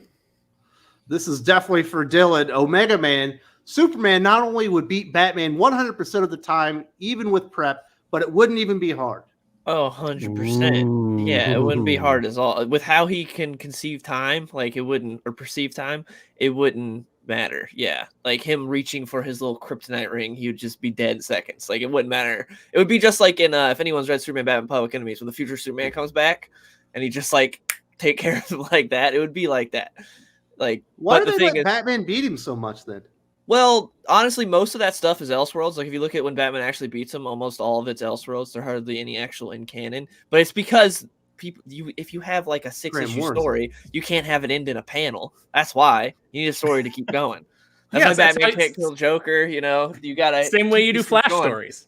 Yeah, like you watch the Flash TV show, and here's Heatwave, and here's Captain Cold, and they shouldn't even it should be a panel. Flash should just run in. They can't even conceive that he's there, and all of a sudden all their weapons are gone. Running by somebody, they would just turn into matter. Yeah. Or, like 1 minute Captain Cold's shooting his little beam and Heatwave's shooting his little beam, and they're laughing and having a good time, and yeah, we're going to get the Flash. And then a split second later, their weapons are gone and they're in their underwear, and they're like, what happened? What happened? Very so dumb in that show. I do love Did Dylan's you like answer. the Martha moment in Batman versus Superman, Dawn of Justice? No, that was bad. That was really bad. But that's not the worst part of that movie, sadly. No, I sadly, just remember that part standing out. Like, really? That's the thing that's going to stop him? It doesn't make sense why at that point, with how far he is, why just hearing Martha is what would stop him. But it's amazing what Snyder fans will justify. And that, in Justice League, Steppenwolf should have just said, well, if you stop my plan, I won't be able to use the boom tube to see my mother, Martha. And when Superman broke down, tears come down. It doesn't make sense that he called her Martha also. I always hated that. Superman would never refer to his mother as Martha. That just... Yeah. But Dylan, that's the only way that it worked. That's the only way that you could get it to work. And you have to, you imagine the moment, and then you warp the script around the moment instead of delivering a moment that comes from the script and the characters. That's the way that Zack Snyder does it. And that's another reason that Rebel Moon is just such a hot piece of garbage. Wes, you're going to have to watch, you're going to have to review Rebel Moon. I don't want to watch Rebel Moon. It's not comic book related. No, you don't want to. You don't want to watch it. I don't want to do Rebel Moon. You should wait for the director's cut. Watch like the 9-hour version. Oh yeah, with all the sex and violence added in that Zack Snyder, the guy who said yeah, Batman could get raped in prison. He could get raped in prison that could happen in my movie. And I'm like, why are you treating that like a selling point? What's wrong with you? Yeah. I do really like Dylan's answer though. Superman would absolutely destroy Batman. It's never been a contest. Yeah, look, I'll even agree to this, because even when Batman does slightly get an upper hand, it's usually because Batman is catching Superman off guard or taking advantage of the inherent goodness of Superman. Humanity. Yes. Yeah. Well, yeah, that's what they talk about in Batman Hush, when he's just like, if he wanted to, I'd be paced on the sidewalk right now. But the thing is, deep down, he's a good person. Yeah. So. Yeah, the only reason that Batman ever beats Superman ever is because Superman does not use his full potential. I mean, I did like the kryptonite grenades in the movie though. I thought those were cool. The kryptonite gas grenades. Yeah, I thought that was good. The spear was so dope. No. The only way that Batman would have a chance is if he's somewhere on the fucking moon shooting a stealth kryptonite bullet at fucking Superman. You would still hear it. No, He's it's still here. like silent. It like silent stealth. Oh. And the bullet is surrounded in a field of magic, and Mr. Mixelplick is you have to like set up so many things for it to even be remotely conceivable. Yes, exactly. Benevolent Remnant says Helena Bartonelli is not only the best Batgirl, she's the only one that matters. Oh, okay. Look, we all Remember, know I took creative license with the questions. He actually just asked who the best Batgirl was. I decided to spice it up. All right, I was about to say I love Helena, and I think she got a bad rub when she was trying to be Batgirl when no one else was operating in Gotham during No Man's Land. But I do think the best Batgirl is Cassandra Cain.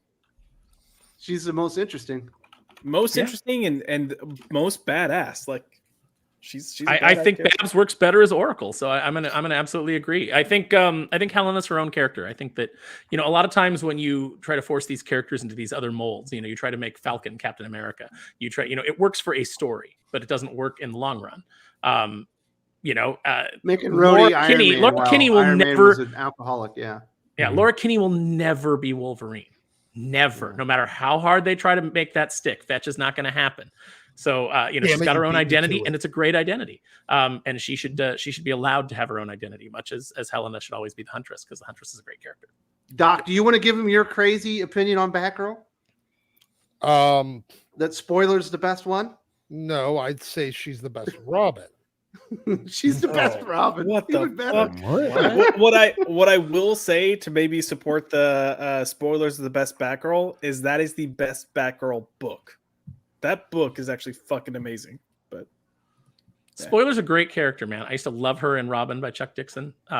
Stephanie was a really fun character, and I think she's great. And but again, I love her as the Spoiler. I don't need her to be anybody else. But Josh is right. That Batgirl book is fantastic. And that's why that action figure that they made of her in that costume is like one of the most expensive DC Direct figures. It's really hard to find, and people pay big money for it because that was a solid run that people liked.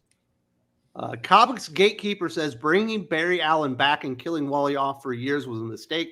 People had 30 years of Wally being the only Flash. The only cool thing Barry had done up until that point was die. yeah, Sorry. Ooh. Sorry, I said it. I don't disagree. What? Barry Allen is the Flash. Wally's just living in his shadow. No, Wally's living up to his legacy and surpassing it. That's what made that book compelling. And what actually worked on that book is this is one of those moments where I don't think that and as much as we've been off Mark Waid this week. The thing that really made that work was Waid did not write Wally as a self-insert, but there is a certain synergy that happened so Waid had such a huge respect for the creators of The Flash and for everybody who worked on that book. And he was such a big fan of The Flash that when he stepped up as writer, he had an insecurity. And he channeled that insecurity into Wally, the idea of not being able to live up to the legacy. And that's what made Wally such a charming and interesting character, is that he was always working to live up to the legacy of the Flash. And that's why he's so beloved as the Flash. He's just a more interesting, more compelling character with more layers than Barry had up until that point. Yeah, when Jeff Johns came back, Flash still are better in modern times. Modern time sales on the Flash are better than Wade's run on the Flash with Wally. No. When you have a Barry Allen modern book and a Wally West book, the Barry Allen book was doing much better because they've ruined Wally over the years. Well, and Tom King did irreparable damage to him, as he does to every character he touches. Heroes in Crisis was not a high moment for the character. No, wasn't a high moment for comics either. All right, so you guys all think Barry Allen should still be dead? No, I like Barry Allen. There we go. I just tell him, Dylan. Yeah, I don't think they should have got rid of. I don't think they should have got rid of Wally when he came back, but I like Barry. And also, I heard Doc chiming in saying he agreed. What happened to no one can ever be a successor to anyone ever, Doc? Wally. Shouldn't it be Jay Garrick is the Flash and no one can ever succeed him? No, I said in the Marvel universe nobody can be a successor. In the DC universe, no, because you were saying Batman, no one can ever succeed. That's how this started. And I said there's certain characters, regardless of publisher, that can never have a successor. Superman and Batman are the two. I love that Dylan's coming in and just busting balls. Like he went for Yeah. Doc, like of all people. Like you didn't even start off slow. You weren't Sounds like, okay, like Doc was wrong to me. Dylan was like, I'm gonna take on one of the less opinionated guys. No, Dylan was like, I'm going for it. I'm calling my shot. Love it. Do it. Blackguard Ford says, if Marvel and DC swapped one character each for the next 10 years, what two would you like to see trade places? For me, I'd trade X-23 and Damian Wayne and see how they could grow without their primary influence around. That actually makes a lot of sense. Yeah. You get a Wolverine character in the DC universe, and then you would get a Batman-like character. Although you still have Daredevil and You still have Dark Knight or whatever his name is. Damian would fit into the Daredevil world really well. Yeah. I don't know, Doc. We had this question in the Patreon a couple weeks ago, but I don't remember what my answer was. I don't remember what your answer was, and I think I just wanted to trade Laura for anybody. There you just go. to get her the fuck out. You know what? Can we also bundle in Miles? No bundles. I want to bundle. This isn't State Farm. We're not. Can we also here. send Honey Badger since she's essentially just the same character as Laura? No, we said no bundles. All right, Doc. That's that same character. I'll do 3 for 1. Doc, here. Give me Laura, and I'll give you Trinity. How about that? Bam! You get your own Wonder Woman. I don't want Trinity. I'll take. But you got to take Tom King as the writer. I'll take Cassie Sandsmark. Guys, I think you're not looking at the best sales potential though with these two characters. Obviously, the two choices that you want to swap is you want to take Galaxy from DC, and then who would the Marvel equivalent of Galaxy be? What was that character that Orlando created? That was Omnis. The Sleep Raper. Oh, the sleep Raper, right? Oh no, I think I picked Tim Drake for Bobby Drake. Might as well. That's good. Yeah. All right, Dylan, you're the DC guy. Which Marvel character are you wanting to get your hands on in the DC universe? Marvel characters in the DC universe. Man, there's a lot to pick from there. Someone more of that I'd like to see in the Marvel universe is I'd like to see. I don't know who I'd swap him out with, but I'd like to see Jonah Hex in the Marvel universe. I think that could be cool. How about for Power Man? Power Man needs something to do. You know what I mean? Yeah, it'd be interesting. Power Man go around. Fucking, they don't do anything with Luke Cage. I was trying to read that Gang War story. It sucks. Yeah, they kind of when the Netflix show came out and they just made it all about Misty, then they kind of lost their way with Luke Cage. It's been okay, sad. but Misty was hot. Fair In point. fairness, like when I can't remember what her name is. I think something Simone Mesnick. Yeah, when she walked on screen as Misty Knight, I was like, "Oh, this show got interesting again." Is it better than Jessica Jones just getting hammered and sleeping with everybody? Yeah, just being drunk all the time, and Yeah. just like What a depressing show that was. I was like, how much vomit do you think was in that scarf? Like just dried vomit. Did she ever wash it? Is the question. Yeah, she always I like that actress, but like over time, like I just I felt like you could just smell her. Like coming down the street, I was like, they never show her bathing. She's always drunk. She's always waking up somewhere. It's like, oh, she's always the wearing same character in outfit. Breaking Bad. And I didn't think the Heisenberg was wrong. No, I was interfering with his operation. Mm-hmm. He didn't. It was one of those things. It was the Batman. The Batman Begins. I don't have to save you. Is there space for a Western-themed superhero, though, Dylan, in the Marvel Universe? There could be. Maybe that's what. Maybe they're the missing. Wasteland, maybe. Jonah Hex in the Wasteland with all the Wastelanders? I know they got rid of it kind of, but put him in the Old Man Logan universe. That'd be cool. I'd love to see him wandering around. Old Man Logan? That'd be cool seeing him wander around the Old Man Logan universe. That's actually what I'd love to see. Have him hanging out with the original Ghost Rider. Yeah. In the Old West. The one on the Mammoth? No, the one. No, that one doesn't even count. The one on the horse. There's a lot. Yeah, do that. He's hanging out there. It's like hard traveling heroes, but in the Marvel universe, and they're just rolling from town to town. That'd be a damn good Western. Ooh, I mean, it wouldn't Ghost because Rider, it's Jonah modern day Hex is a Marvel. team up. I agree. That's a good. Yeah, they'd that's a good team put up. somebody awful on it, but if you got a good writer on it, think of the potential of that. That'd be so cool. Yeah. Caleb says, I would have had Bruce about to kill Superman, but have a flashback to something his dad said and realizes he's falling down a dark path. I feel like he should have had that flashback a long time ago in that universe, though. He's done a lot, so Yeah. I don't know why at this point I'm about to kill the alien, and this is when I have the flashback. I don't know. I think Rich Evans said it best when he called the Batman versus Superman Murder Man versus Captain Hypocrite. It was just like, neither of these characters has the moral high ground because they're written by Zack Snyder. Uden 87. Merry Christmas, aficionados. If you had to trip down the Human Lanterns, which one would you keep and which ones would you get rid of? I would probably just go with the Four Horsemen thing that Venditti was doing. I would definitely keep Hal and Guy and John and probably Kyle. Mm-hmm. Although I do like Jessica Cruz a lot. I do too. Yeah, that's it. So Jessica and Kyle are kind of like either or for me. You throw Jessica into the Corpsman and get rid of Kyle? He is like he'd be the one I would Neo replace if I from replaced the him. Matrix right now, where he's like a spirit with like a blindfold on, even though he's a spirit. It's kind of weird. Oh, that's right. Yeah. Can you explain that one to me, Dylan? Why does he need a blindfold if he's a spirit? I don't know, because I haven't caught up with Kyle Rayner at all, but yeah, I've read all of War Journal, so he just shows up and he's got the blindfold on, and he's like guiding like this Neo. lantern from another universe, so I'm like, I don't know what's going on there. It's cool, though. Which lanterns would you keep?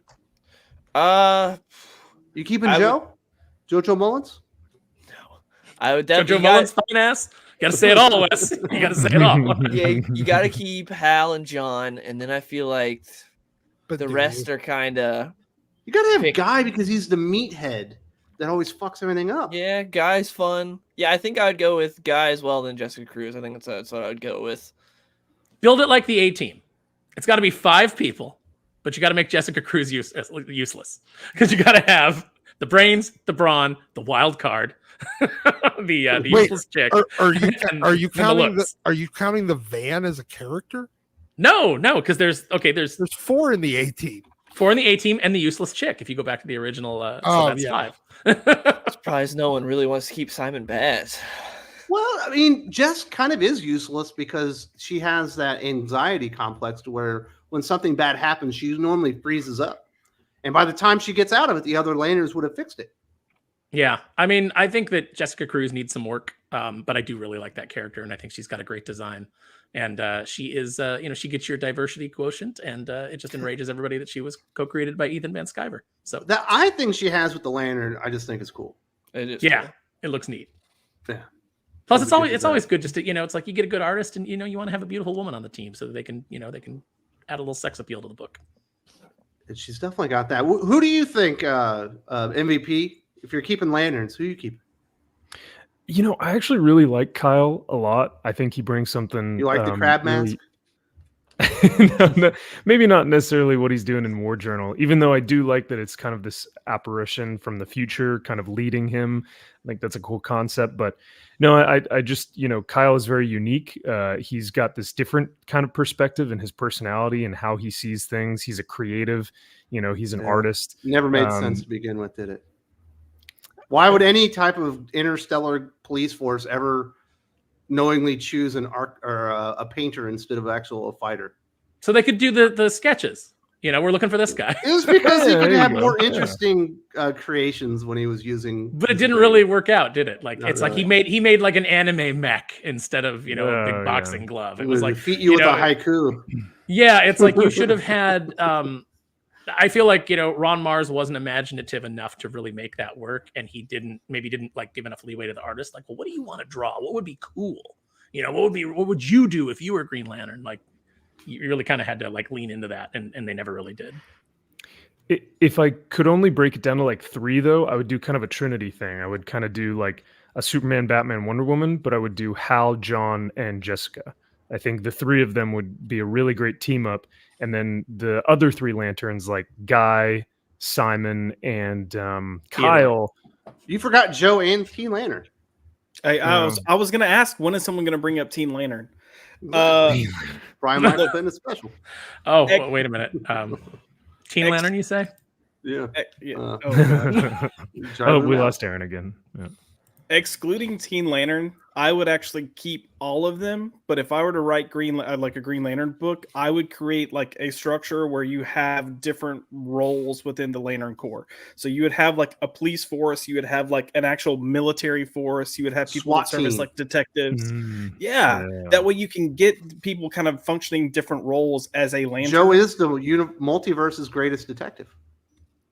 Well, okay, sure. They sent it to the future state. I have my answer. Just John. Kill the rest. All the rest. Wow. One fucking lantern per sector. Doc, who hurt you? This just goes back to all of his Nova Corps pain. Well, how about this, Doc? You get one X-Men to fucking rule the world, and you can only choose one. Get rid of all the other millions. X-Men, by its definition, is plural. Green Lantern Corps, by its definition, is plural. Yes, and they're spread out over the entire fucking galaxy. Each sector gets their own. Each sector gets their own cop. We need one, not 7. Not we 4. Need this guy. We need this guy in the Green Lantern. Lantern Corps. Lantern, you get one X-Men. Chuckles. Yes. We need Chuckles in the Green Lantern Corps. I'd be down. I'll take one X-Man per fucking mile. Oh my goodness. Mr. It's DC about Comics, the same as across the entire galaxy. Heroes that wear a mask versus no mask. Who's more popular? Well, the two most popular heroes are Spider-Man and Batman, and they both wear masks. And probably the most popular hero that doesn't wear a mask is Superman, and he doesn't really sell like them anymore. So I guess it's mask, right? Mask yeah, but even then, you could argue Clark Kent wears a mask with his glasses. Like, oh my god, what happened? And Bruce Wayne is the mask. Yeah, Josh took off his glasses earlier for a split second, and I oh my god, where's Josh? Who's this guy? Who's this guy here? Where's Josh? What happened? Oh, Josh, there he is. There was a guy. There was a guy here, and he was in your room. You got to be careful. Wow. You need a mask to protect your identity. If everyone knows what you look like and that you're the superhero, they're going to murder your entire family and hold them for ransom. And they're probably going to kill your dog too. Like, why do you want your dog to die? Be responsible as a hero. I mean, look at it very simply. Who is more popular? Very simple. The ones with masks. You know why? Because the two most popular characters are Spider-Man and Batman, and both wear a fucking mask. And which Judge Dredd movie is exactly better? The one where Judge Dredd doesn't wear a mask most of the movie, or the where he does wear a mask? Exactly. Oh my god. That's a fucking good movie. All right, so let's get back to some of these debates. Lucha Pagliacci says only morons think Wolverine is 5'3" tall. And that's right, Doc, because I've seen the movie and Hugh Jackman looks every bit of like 6'2". I don't give a shit what the movie has. It's wrong. And that was the thing that made the movies questionable for me. Yeah. Wolverine is not taller than Cyclops. On no planet is Wolverine taller than Cyclops. Wolverine is 5'3", and they got it wrong in the movie. You know Lucha why? was talking about, Doc. He says in Hulk 181, they specifically mentioned that Wolverine is 5'5", and he's actually 5'5" and not 5'3". He was wearing lifts. Established in the very first issue. He was wearing lifts. They were counting the hair. Yeah, they counted the hair. From the cowl They said to it's the specifically laid out in hair. the comic book, Doc. Or it could have been counting the fucking the ear things that are on Wolverine's mask. Oh, let me go a step further. Top of that, yeah. What color are Wolverine's eyes? They're brown. They're canonically brown. Okay. What does that mean? Because what I'm saying is it changes. So like they do Wolverine all the time, and they always color his eyes blue now, but his eyes were always brown. Yeah. But colorists always make them blue too. Mm-hmm. Now you think he hates smoking, but he's 5'5". It was established in Hulk 181. Yes, that's with the costume on. He's also straight as an arrow. Very. People try to make changes. He's the meat and the salmon, yeah. What is the first appearance of Wolverine, Doc? Is it 181 or 180? 180 is a cameo. 181 is an actual appearance. Well, Having which him one's at worth more? 181 is worth more, but 180 cameos used to be more expensive than first full appearances, like way back in the 70s and early 80s. But now the first full appearance always is more expensive than the cameo. Technically, if you really want to count it, it would be like Foom. I don't remember the one that had Hulk on the cover. I don't remember what issue it was. The Friends of Old Marvel magazine. There was a character called the Wolverine that had claws but a metal exoskeleton that came out like 2 years It's before. like the Simpsons coming out on the whatever show. The Tracy Ullman show. Yeah. Listen, they described him as 5'5", but he's actually 5'3". In his first appearance, his claws didn't retract, and he didn't have an adamantium skeleton either. So, these are things that get adjusted. They get fine tuned over time. 5'5". He's been 5'3" for almost every single appearance except for that one. So, and the movie. He's 5'3". Yeah. All right. Robbie Salabi. Frank Miller is the most influential creator of his generation. Alan Moore lives in his shadow. Who? Frank? Gideon appearance.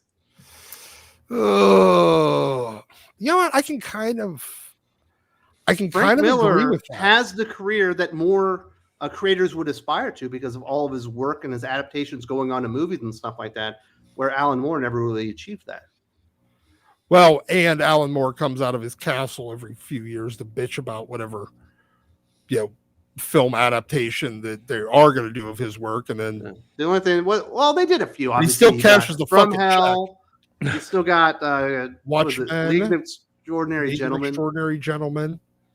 Yeah. He's at it. But Frank Miller's got the better movies, man. He got to do Sin City. That thing was good. He did 2 Sin Cities. He did The Spirit. He has RoboCop. 300. Don't mention The Spirit, Doc. That actually undermines the argument. I know, but it was still made.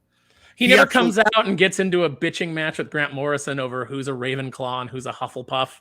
He never has that problem. I think you could actually have a conversation with Frank, whereas like after 5 minutes with Alan Moore, you'd be like, "Oh, you're crazy." Give me some shrooms, and I kind of want to stab you. Yeah, what do you think, Dylan? You're the young guy. You represent the 20-year-olds out there. Who's more influential, Frank Miller or Alan Moore? I mean, I feel like we talked about earlier how almost all Marvel comic writers are trying to be like Alan Moore. So I feel like that would kind of lean towards the Moore argument that he's been more influential. But it depends, I guess, what aspect you're looking at of what they influenced. But it feels like everyone now is trying to be Alan Moore, not Frank Miller. Man, they should be trying to be Mark Miller and get that big deal. MVP, is it weird not to be the baby on the panel? Does it? Yeah. Is it weird? You're no longer the young guy? No, I guess. I mean, I don't know. Dylan's you'll see wiser tomorrow. than I am, so. You'll see tomorrow. I mentioned the fact that, they're saying, comics have passed you by because you're all old men. And you're like, yeah, I'm 30. What are you talking about? I mentioned the fact that you said that. Dust. How's it feel? They're going to start calling you Boomer next, even though you're a millennial. I can't tell you how many guys in my comment section have been saying that, like, "Oh, you're not the target audience anymore. You've outgrown comics. Comics have changed. You're old now." And I'm like, dude, I just turned 30 this year. So welcome to the party, sir. I guess. And the best part is, not only can I make fun of you because you're a millennial, but also Dylan can't, because he's not even a millennial. You guys are the worst. Yeah. You ruined everything. And they're even disowned you. My goodness. Josh knows how it feels to get disowned. Yep. Constantly.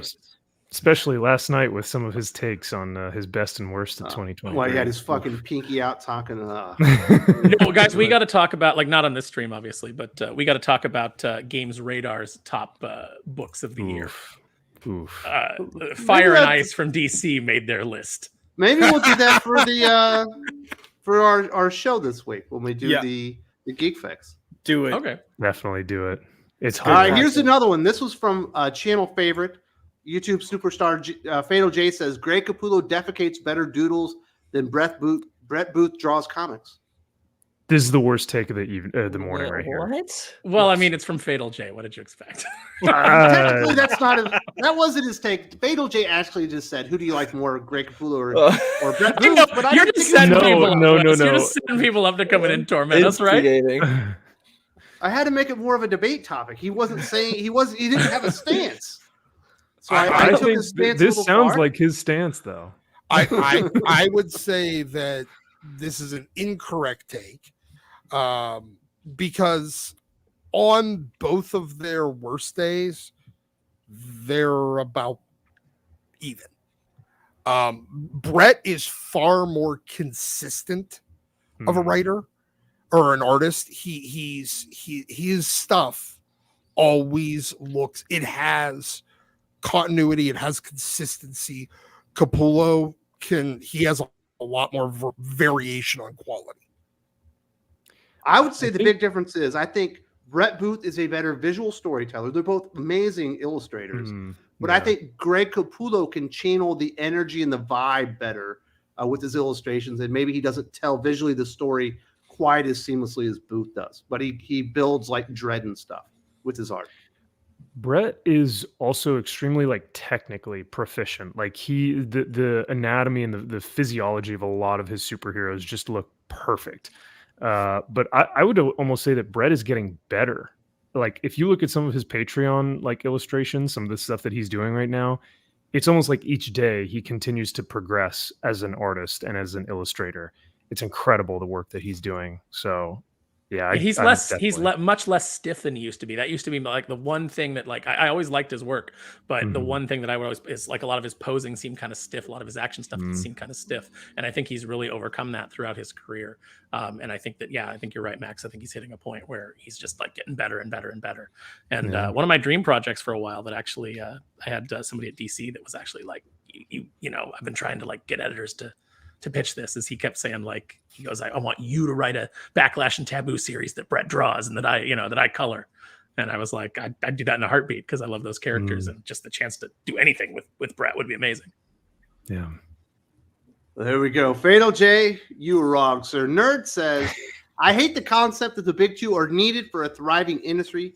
I think it's lazy to say people will only come to comics for the big two. That's what'll get their ass in the car. Yeah, it's true though. I mean, I hate it too. I'd like a more thriving industry where there were more options and more healthy companies, but it's the truth and it's always been the truth. And the other truth that people don't like to admit is that Marvel is the health of the industry. If Marvel's doing well, that's the rising tide that lifts all ships. DC does better, all the indies do better. And unfortunately, Marvel right now is being led by, speaking of lazy, it's being led by lazy people who are just coasting along because they got a parent company that just keeps handing them money. I think it's also, I don't even think that at this point it's the big two. It's the big one, and then a number two, and then a number three. And it's very clear who's in what order. It's not going to change. You would need decade, if not decades, of absolute dominance, creativity wise from DC in order to even be in a actual match with Marvel. And that's sad. But sorry, those big two characters, those big two ongoing, continuing narrative, interconnected universes is what puts people in the car to go to their LCS. He also says this idea supports establishment over merit. It's people like this panel and retailers that set the conversation. If the conversation shifts to indies, so will the customers. Manga does this all the time. That is not true. I can tell you that as someone that does a YouTube channel and has covered indie comic books, and I continue to cover indie comic books. If I make a video about the hottest indie comic book versus I make a video about whatever is the fifth most important Batman comic book, I will get more views by a much larger degree than you can imagine on the Batman video. And for retailers, it's much the same. Yeah, you can get people into an indie, but by and large, the reason that they came into the store in the first place is because they're picking up some of the big two books.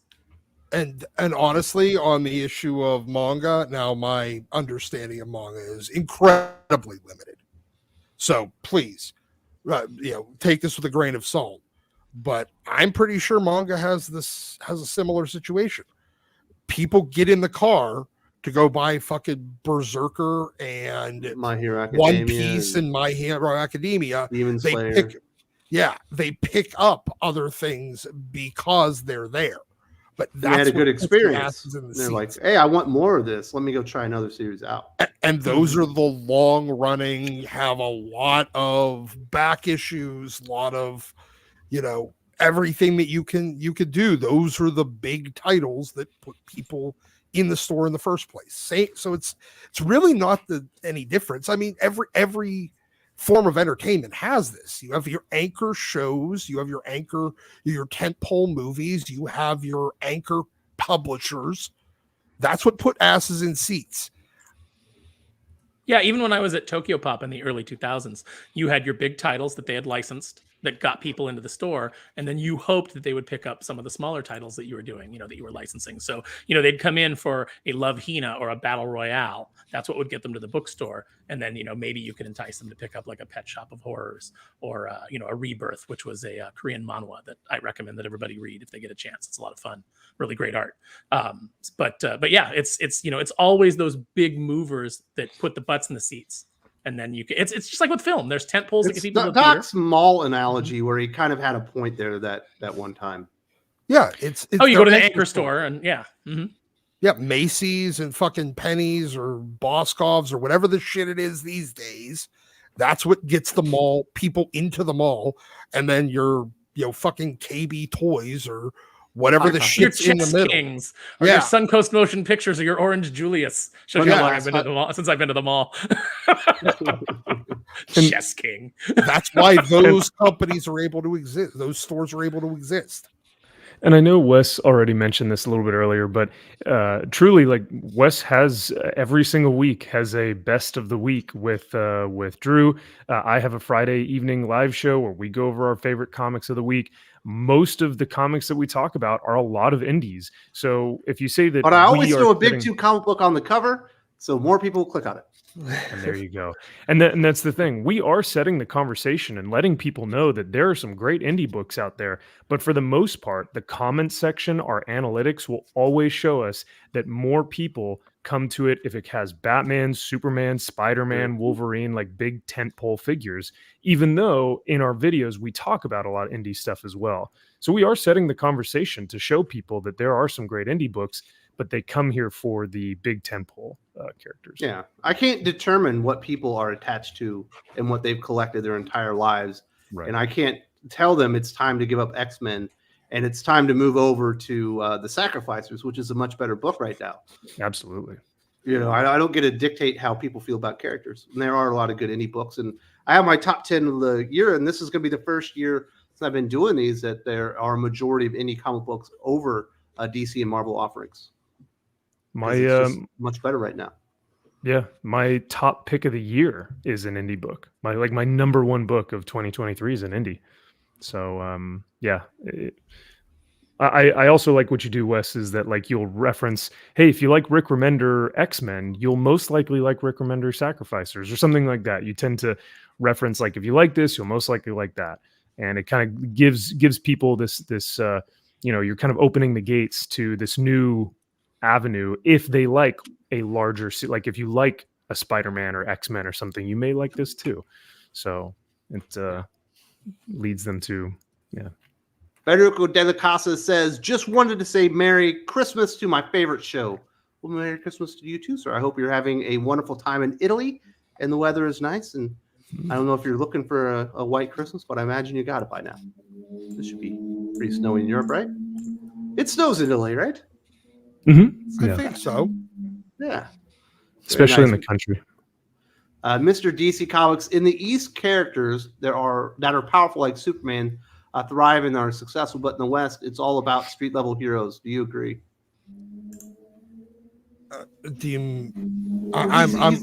He's saying like super powerful godlike characters are more popular like in manga, whereas if you come over to our market, more street level heroes like your Batman or your Daredevil or those kind of heroes are more popular. I'd say that the depth. I would say that the thing that drives those characters in the US is the better rogues galleries. What's that noise? Is somebody playing clicking their ping dog? Really pong? loud. Someone's mic just went really loud. Let me see. It's got to be Josh, right? Oh, I think it went away. Wait, Josh is muted. It couldn't have been him. I don't know who it was. What I was saying that was that it's the strength of the rogues gallery, I think, for Batman, Spider-Man that makes them, like so easy to go back to. They're both great characters, but they also have a lot of characters that they can bounce off of. Yeah.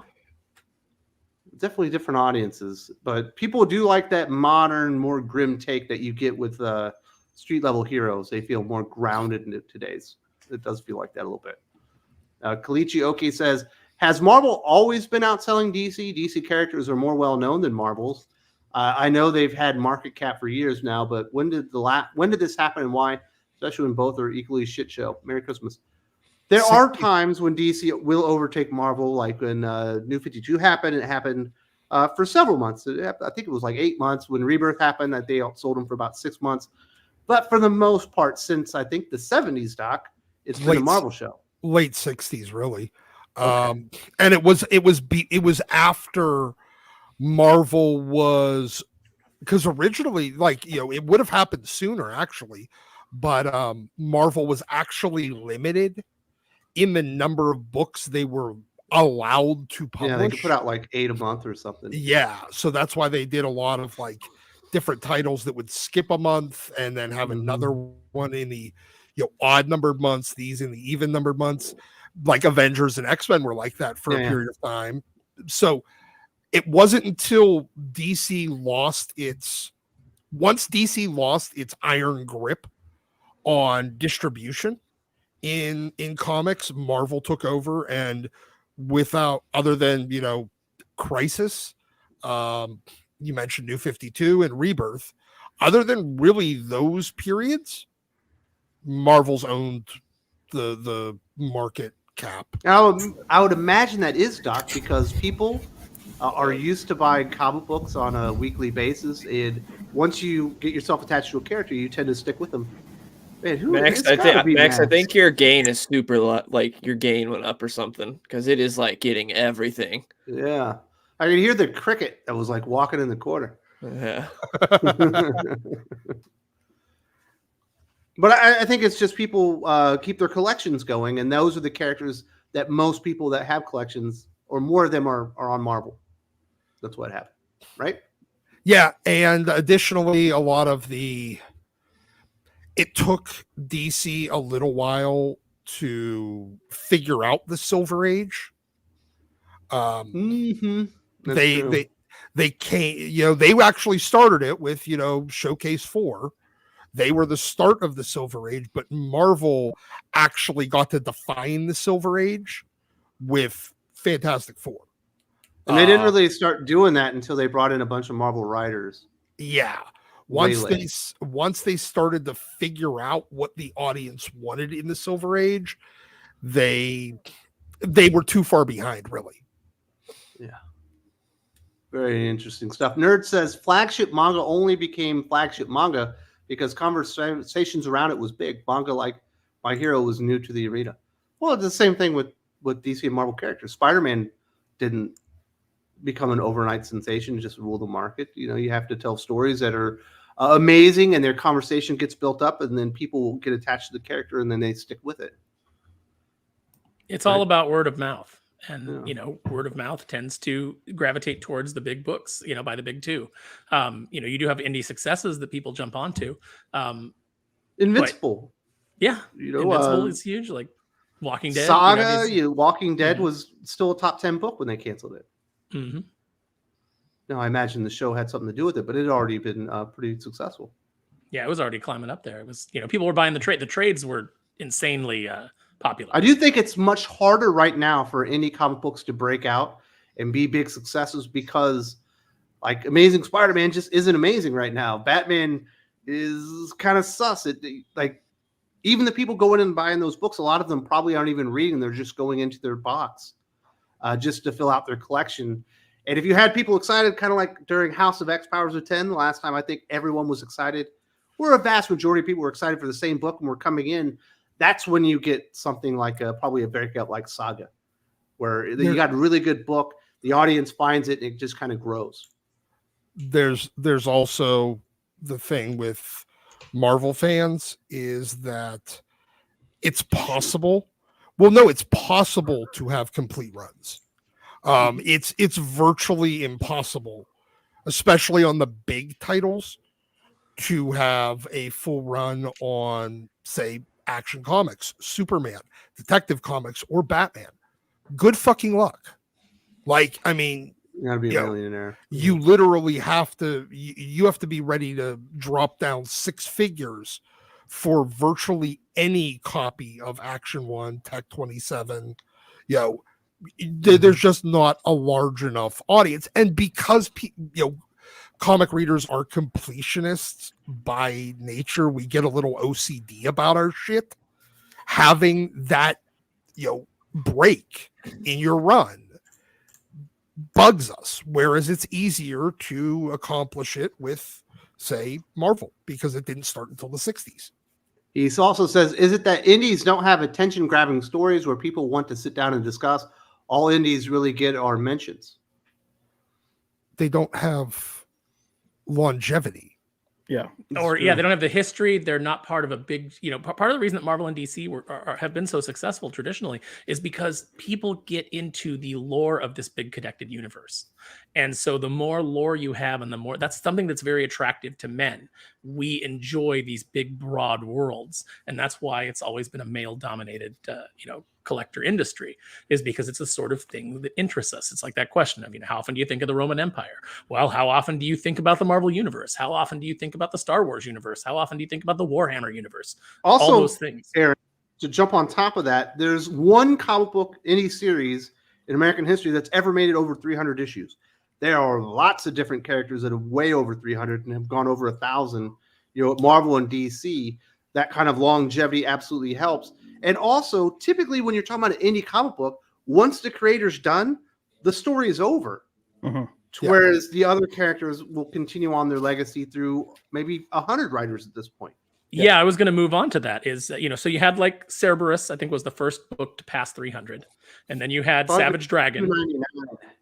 Yeah, Savage Dragon. And then you have Spawn.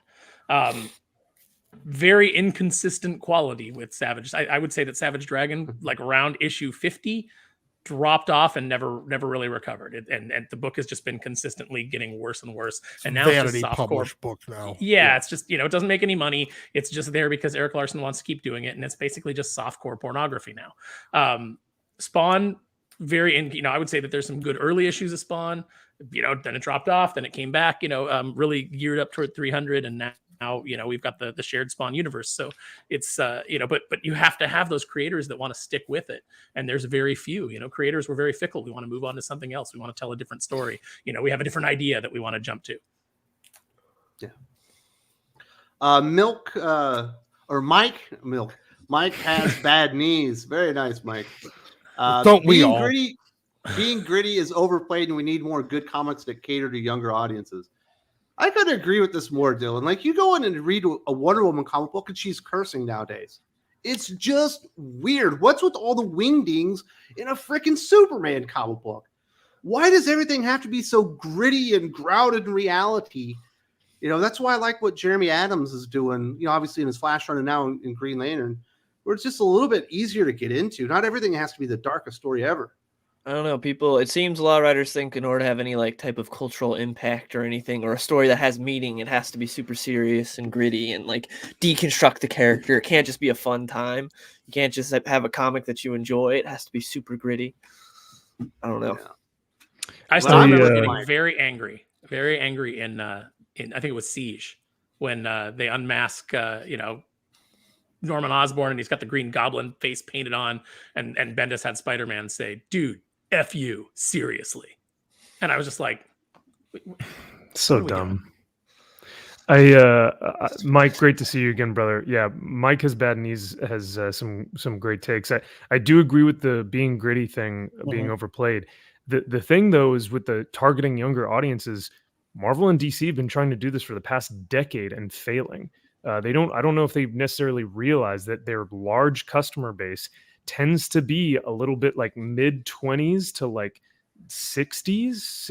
late 60s, they have this disposable income to where they want to buy a lot of these comic books. Even Rob Liefeld posted a tweet the other day that said he went to a comic store out here, right in California. Most of the men that were in there were middle-aged, bought tons of books, and all the young kids walked out not having bought a thing. And that's just the nature. That's the reality of where we're at now. Now, well, I don't know. I will say this. Yeah. In counter to that, as a dad that's got 3 boys, and I would like to share my comics with them and show them stuff. 95%, maybe even higher, of the DC and Marvel stuff, I wouldn't feel comfortable sharing with a kid right now. And that's true. And that's why it seems.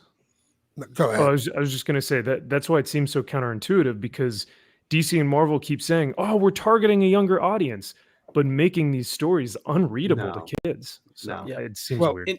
Even when they try to go younger, it's almost like I don't think we give younger audiences enough credit for how intelligent they actually are. And I say that in the respect of, look at, the books and programming we had when we were all kids. We were, 9, 10, 11, 12 versus what they're getting now. Now it's stupid, and it doesn't have any weight at all. You can have some weight in your story without having it be gritty and dark. And I think that misses there. Entertainment used to be written by people that had kids or at least understood them. And now it's all written by, for better, like Marvel and DC, for better choice, lack of a better term, by childless weirdos. And so they think that reaching out to the younger audience is make every character gay, make more characters trans, make more, every kid has to be a super genius and not need their parents. Yeah. Mm-hmm. And nobody can struggle, because there's nothing there for anybody to. Kids today still have struggles. So when you write a character like Spider-Man, who has struggles, they will identify with that. They don't identify with these perfect characters. You can actually go back to the 60s. Stan was surprised by this. He thought that they were writing comics for kids, Marvel at least. DC did. They were writing comics for kids, but Marvel realized their audience, and it stayed this way for decades, is primarily college-aged and above people. That's why they even switched to the pop comics thing that they had, or like pop art label that they had on a lot of their books in the 60s, was because their target, turns out their target audience might have been kids, their actual demographics were late teens through early 20s. And DC was the thing that you started reading. I mean, if I go back to even whenever I was a kid, you look at ASM or Uncanny X-Men, that shit's not really. We got to move on, dude. 8-year-olds. We hit that one.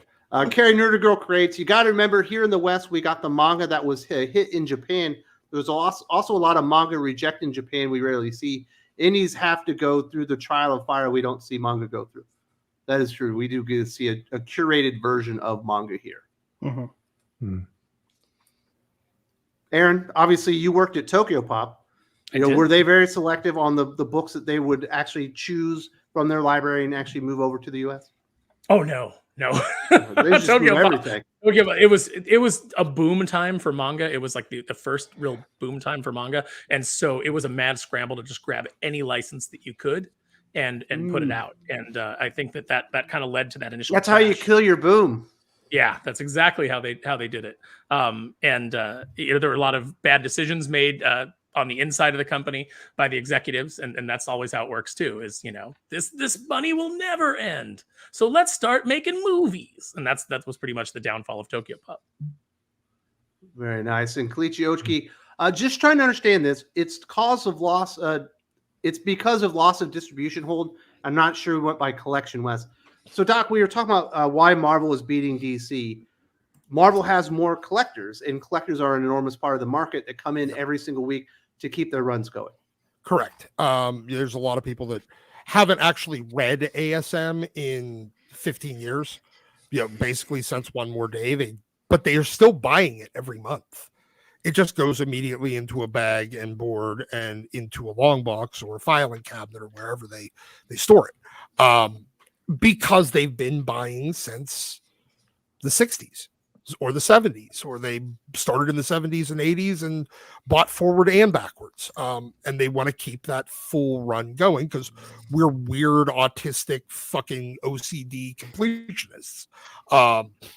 And as for the distribution thing, National, which was the owner of DC, also owned a distribution. They were also a distributor, and they artificially limited non-DC titles to a max number of releases per week or month, or I can't remember exactly what it was. So it was protectionist behavior towards their own in-house publisher. But it only lasted for so long, and eventually Marvel got their own distribution. Yeah. Well, not only that, but no, eventually Marvel literally just fought National enough that National said, fuck it, okay, fine. And they happened to catch the audience in the Silver Age, and their comic books grew up before DC's did. Yep. They call it the DC Silver Age silliness for a reason, because a lot of those books have a lot more in common with the Golden Age than Marvel books do. They were much written for an older audience. Nerd says, in the spirit of Christmas, Wes needs to say Doc has a point unironically. In my gift for Wes was also right. Doc was right. How's that? All right. I didn't mean it. My fingers were crossed, but I will say it.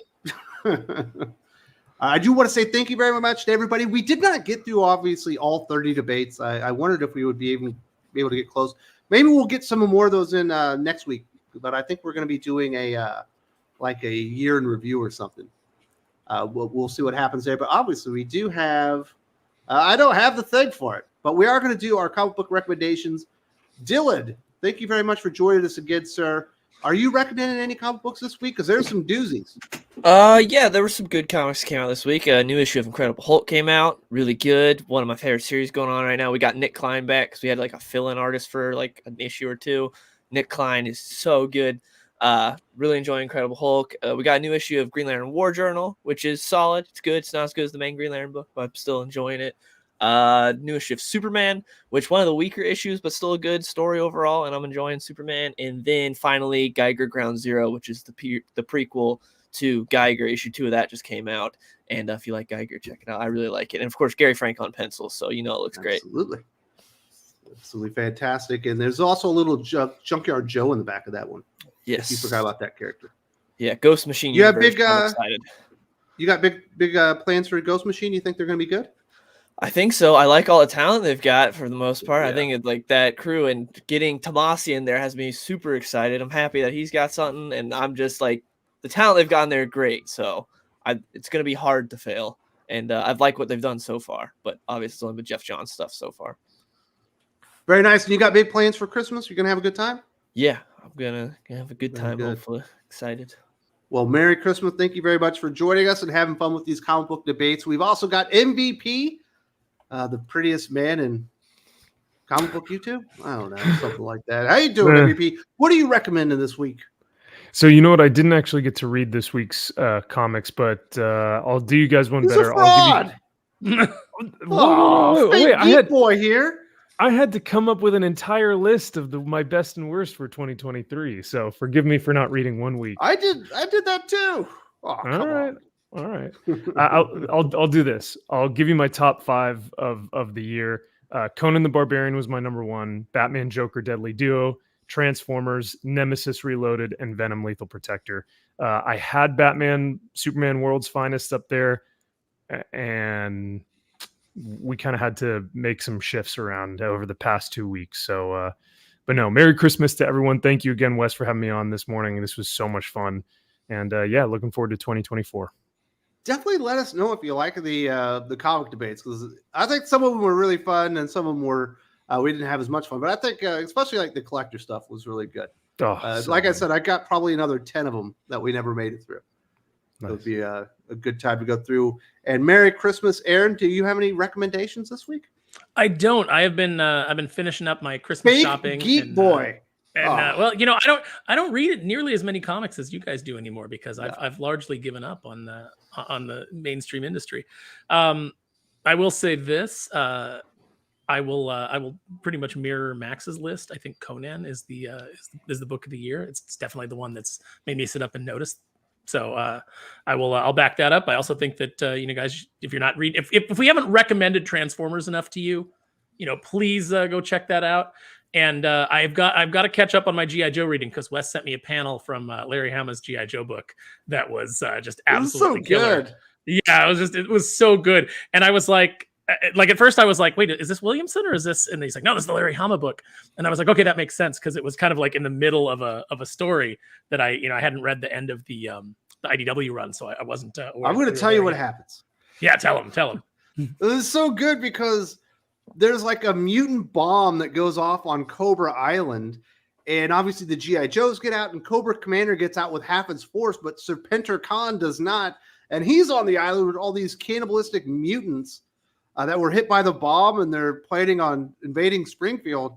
And then next, Cobra Commander is like having a town hall meeting, and he's like, "We've got all these cannibalistic mutants. They're probably going to come here. Are there any questions?" And everyone's like, "My wife was on that team. Like, what happened to my husband? My husband's a televiper. What happened?" Yes. So good, like, so perfect, and it looks great. That Chris Mooneyham art is phenomenal. Yeah, it's nice to see. For a while on the IDW run, David Hedgecock was in charge of the book, and he replaced S.L. Gallant with Netho Diaz, who's currently doing Daredevil Black Armor with D.G. Chichester. And the art was really good. Like Netho's really good. Mm-hmm. And then eventually IDW lost him because they can't afford anybody, and they went back to S.L. Gallant, and it was always just kind of like muddy. The best way I could describe his artwork was just kind of muddy and bland. And so now to see this Mooneyham on the book, it makes me excited to read GI Joe again. So I can't wait to read through those last IDW issues to get to this new stuff. Definitely the Real American Hero stuff, not in the Energon universe. Definitely worth the check out. I had fun with that one. Josh, I know you're not reading comic books anymore, but are you going to recommend us do anything? Are you going to recommend Rebel Moon? I haven't watched Rebel. I might watch that today just to see how bad it is. But I'm in the same boat as Max. I'm behind on this week's, but I did pick up books. So I'll let you know what I picked up. I picked up Canaries #2. I picked up Batman Off-World #2. I did pick up G.I. Joe. I think I've got a few others in there.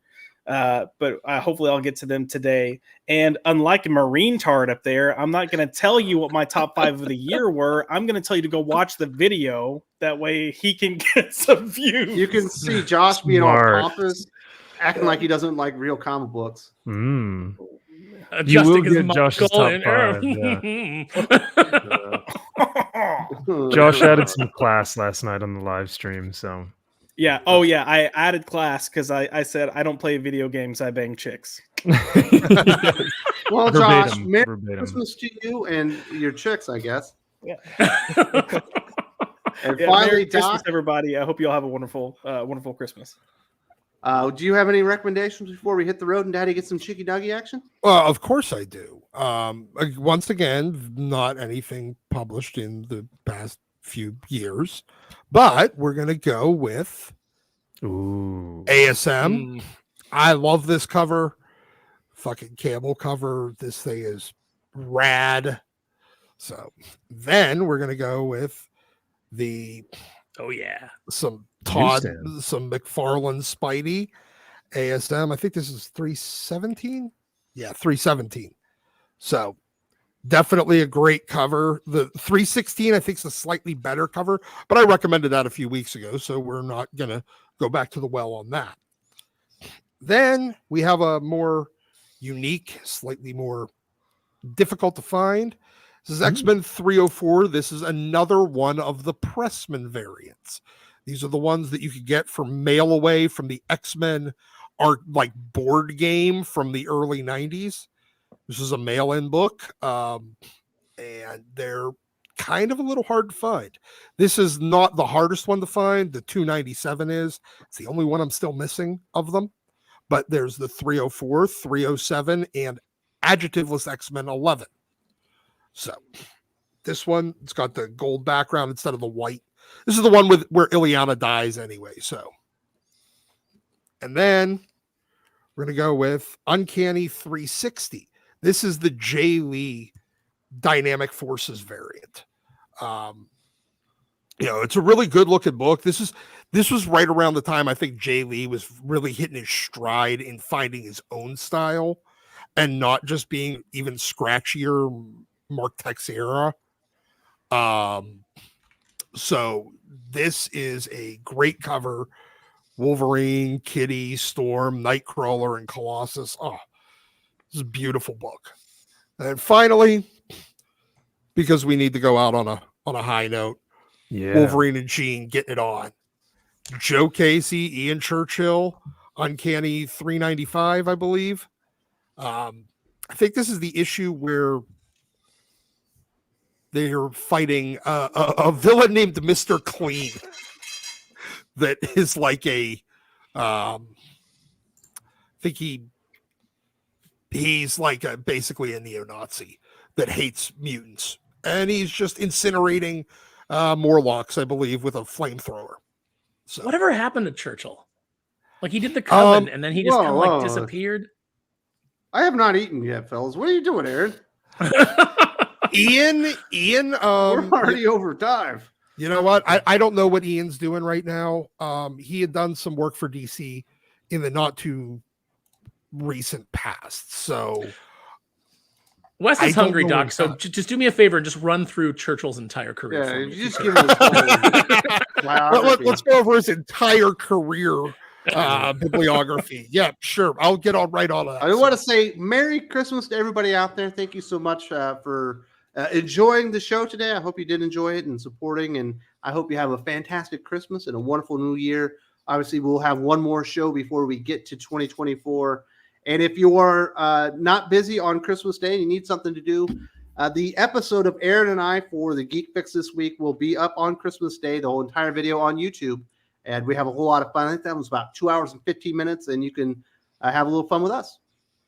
Later, y'all.